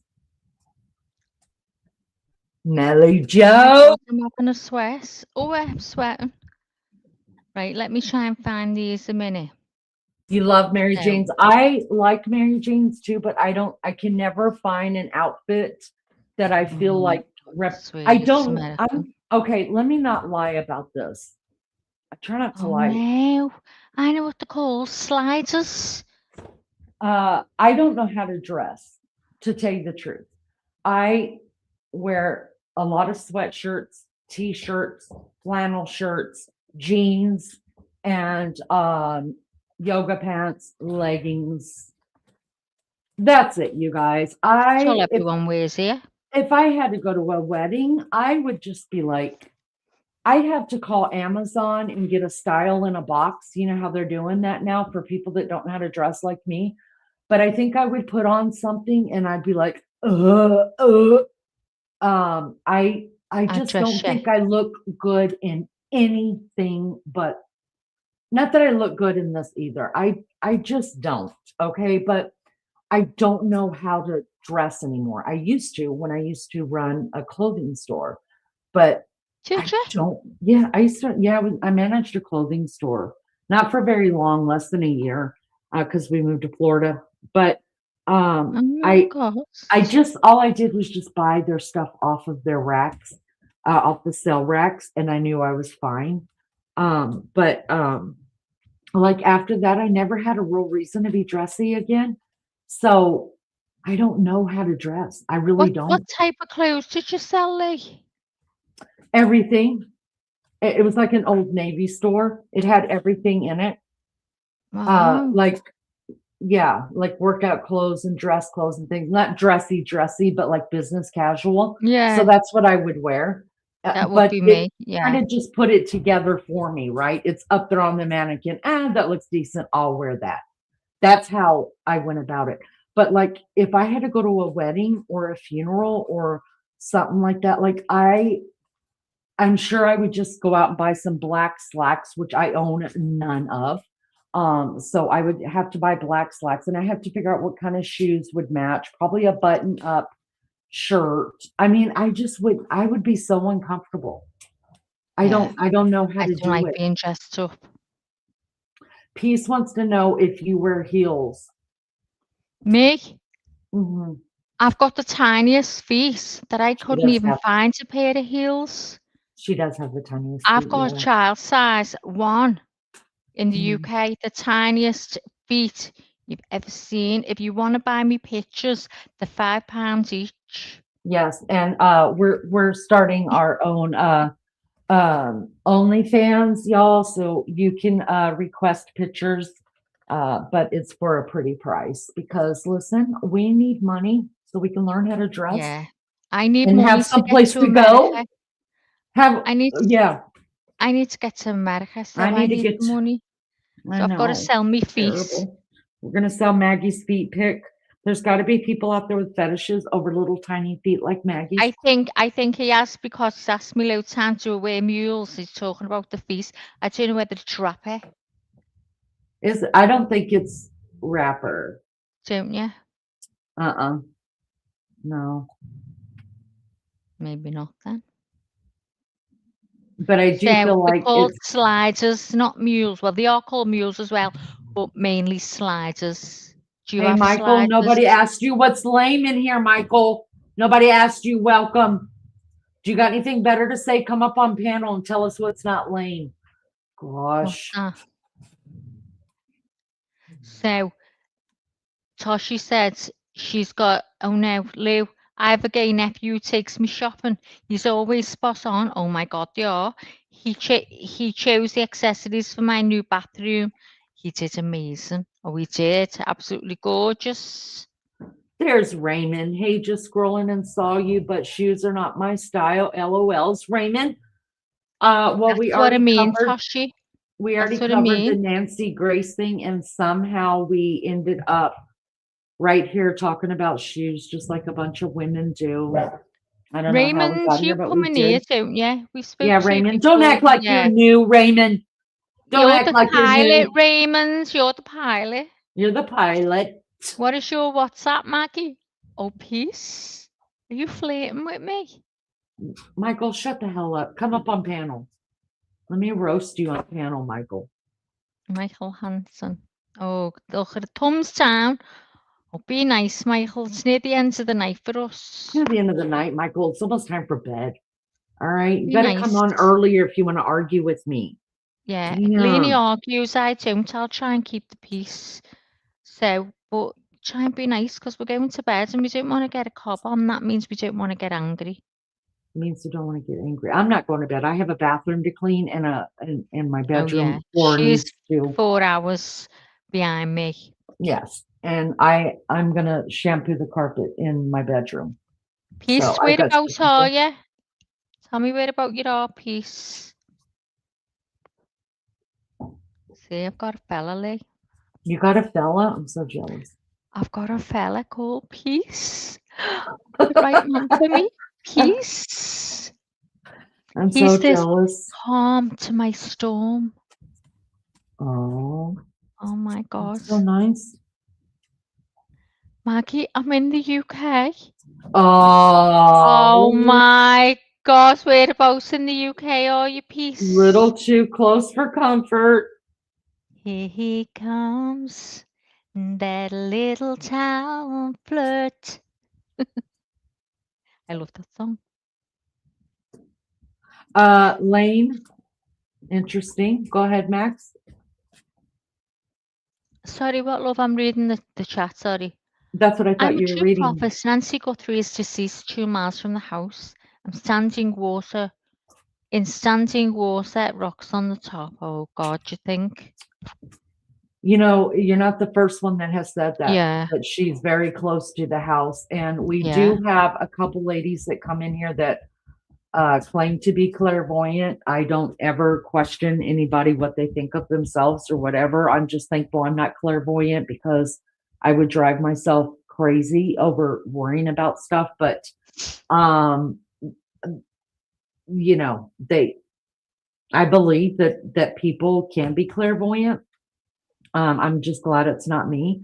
So a lot of people I know that don't even claim clairvoyance, they say that she's not far from the house. Even the law enforcement thinks she's not far, Mhm. don't they? I would Her not daughter be doing it. Annie, she said, Lane says her daughter Annie knows. A lot of people say that too. Yep. See, I'm one of them that doesn't believe that, but you know I what? don't You think can't say. Annie, I don't know that Annie knows, but I do believe that tomato hot sauce person, That he just because does. I have trouble pronouncing his name and that's what stuck and that's what I use. Everyone uses it, like everyone. Yeah. Well, I don't do things because everybody else does it. I do it because I literally get tongue-tied. Yeah. Literally, I mean, you should hear me talk, you guys. I get tongue-tied Oh completely. God, I can't even pronounce words. But when you're reading, Maggie, and I'm reading, like that's why I like you to read stuff Oh my because God. you're so cautious with the words. And me, I'm so like I can talk like this and I feel like I do a decent job because I try to slow my voice down, except for when I get excited and I can't help it and Just I'm miss the eating. words out. You don't know. Do what I do. But when you read, you're very slow about it. Only because I'm trying to let people understand what I'm saying. I think you're brilliant at it, and you Oh do my pronounce the God. words except for Tucson right, you know. And Tucson. I get it right now, don't I? Tucson. you do get it right now. Melly Yeah. Joe, good night. I love you so much. Oh, good night, Mel. Speak to you soon, love. I can't even see her. Leanie started it. Everyone else followed her. Yeah, Leni did start I it soon. mean, Tomato, she didn't get it right hot at all. sauce dude, tomato, hot sauce dude. I I just can't can't. see Melly. Oh, yeah, I can now. Love you, Um, Mel. Take care, love. All right, you guys, it's been 3 hours. I'm done. I got some stuff I got to do to get ready for the grandchild tomorrow. My eyes are burning. And Miss Maggie's eyes are burning. Lane, it was so good having you here. Come back and let us know what you think about this, because Lane says they have walked past her so many times. I would love to hear some more on that.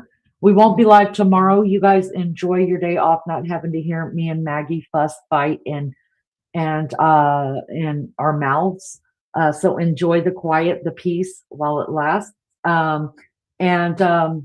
Listen, Thanks for being here. Thanks for everything. Thanks for hitting the thumbs up. You guys are awesome. More new people. More new people.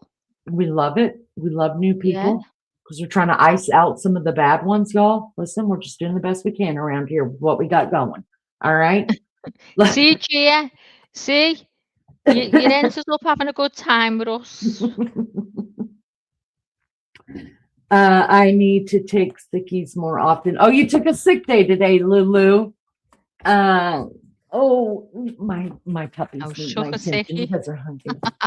All right, Maggie, I'm gonna let That's you close it Leanie. down. Yeah, I'm that's gonna let you. Leanie who's talking. Sorry, Lee. It's She's okay. wondering who's talking. It's Leanie that says okay then. Say hello, Leanie, so they know. Hello, hello. And All right, Maggie, hi. I'm gonna let you close it down. I gotta feed these dogs. I love Don't you feed the guys so dogs. much. Thank you so much for being here, guys. You guys are the best. And to the Mad Mods, you guys rock the Casbah. Maggie, you're my heart, and you know it. I love you guys so much, and we'll see you next time. Pat you go. Bye. See you soon. Bye. Take care. Bye. Love ya. So that is the host according to Leanie. And I'm Maggie. I'm the co-host. And I'm British. Leanie's American. But we work okay. We work good alongside each other because not a lot of Americans get me. They don't understand what I'm saying. But Leanie did straight away. I was amazed. Couldn't get over it. We've got the same, what is it, humour, sense of humour, everything. So it works well. So are you the best wife and mum? Oh my God, you better believe it. You better believe it. No, I try to be. I'd like to think I am. I make loads of mistakes, but it is what it is. I try to be the best mum I can be and the best wife. We fight all the time, but he's got my back and I've got his. And that's that, isn't it? So, anyway, it's nice to meet all the new ones. It's been lovely to actually have a chat with new people, and because you know what, we've got like loads of people now, and you'll get once all the mods are in, because there's not that many in tonight, but once they're all in, you'll get to know the gang. So, thanks, Gia. WhatsApp, I'll pay our piece. I wouldn't take your money. I'm only joking with you. Honestly, I don't give me WhatsApp out. I'm married, peace. So I don't fool around. Now, if you'd have come about 20 years ago, peace, I might have took you up on the offer and even showed you my face. I'm joking. I'm only joking with you. But here's Lainey. She wants to give a picture of her feet. She's come in. She's got her jealous. See what I Let mean, me tell you peace? something. I can't have anything. Peace, you screwed up, buddy. You screwed up because had you been flirting with me instead of Maggie, you'd have had my WhatsApp that fast. Okay, because ain't nobody here married on my channel.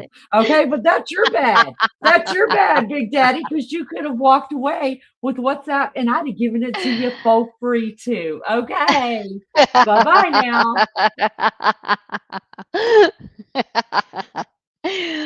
Oh, she's a hooch. She's a hooch. She's mad, isn't she? Hey, she's mad. But you know what, Peace? It's good to have met you. And I hope you come back and you'd have a chat with us. She is funny, you know, Gia. She's mad. She's mad. All the mods are mad as well. Everyone's mad in here. But it's a good mad. We all have a good time and a laugh, don't we, Lou? Anyway, I'm going to go. So, I'm going to play our little. Do you like the new little video things introducing everyone and speaking to everyone, Lou? You know, thanking the mods and that. And there's one about me being the bestest scouser there is, or something like that. Leanie had to tell me what word she wanted, and I made it. So yeah, it's just a new thing that we had on. I love it actually. Anyway, so good night, everyone. For those of you that are in the night time, and for those of you that are in the daytime, have a great day. Okay? And I know, aren't I professional, Gia? and I'd love it if you come back. Please hit the like, and if you'd be even kinder, sub up to the channel. Thank you very much. Take care. Love you, Lou. See you soon. Bye, love. Bye, peace. Thanks for coming in. Hope to see you soon. And you, Gia. Don't know who else is here. Wawang Kasep. AC1. Hope you come back too. Toshi, if you're still there, love. I'll speak to you soon, probably tomorrow on Discord. Take it easy. Sweet sleep, dear Max. Sweet sleep to you too, my little chicken. Good night and God bless. And I will play this song to sing you all to sleep. Can't even find it.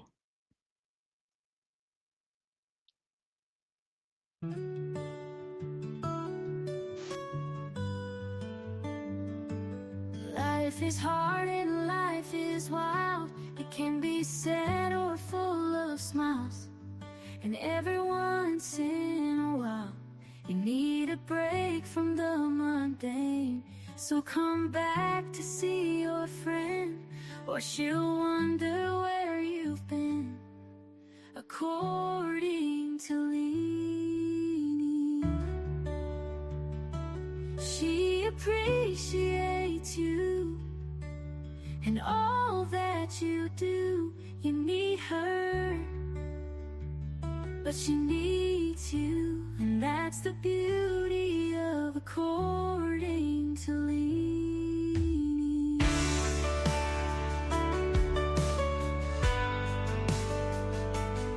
So thank you for your time. You are a friend of mine. I'll be happy to see you again on the next According to Leanie. Be good or be good at it. Until next time, love Leanie, love Leanie, love Leanie. Next time, love Leanie, love Leanie. Life is hard and life is wild. It can be sad or full of smiles. And every once in a while, you need a break from the mundane. So come back to see your friend, or she'll wonder where you've been. According to Leanie, she appreciates you and all that you do. You need her, she needs you, and that's the beauty of according to Leanie. Be good or be good at it. Until next time, love Leanie, love Leanie, love Leanie.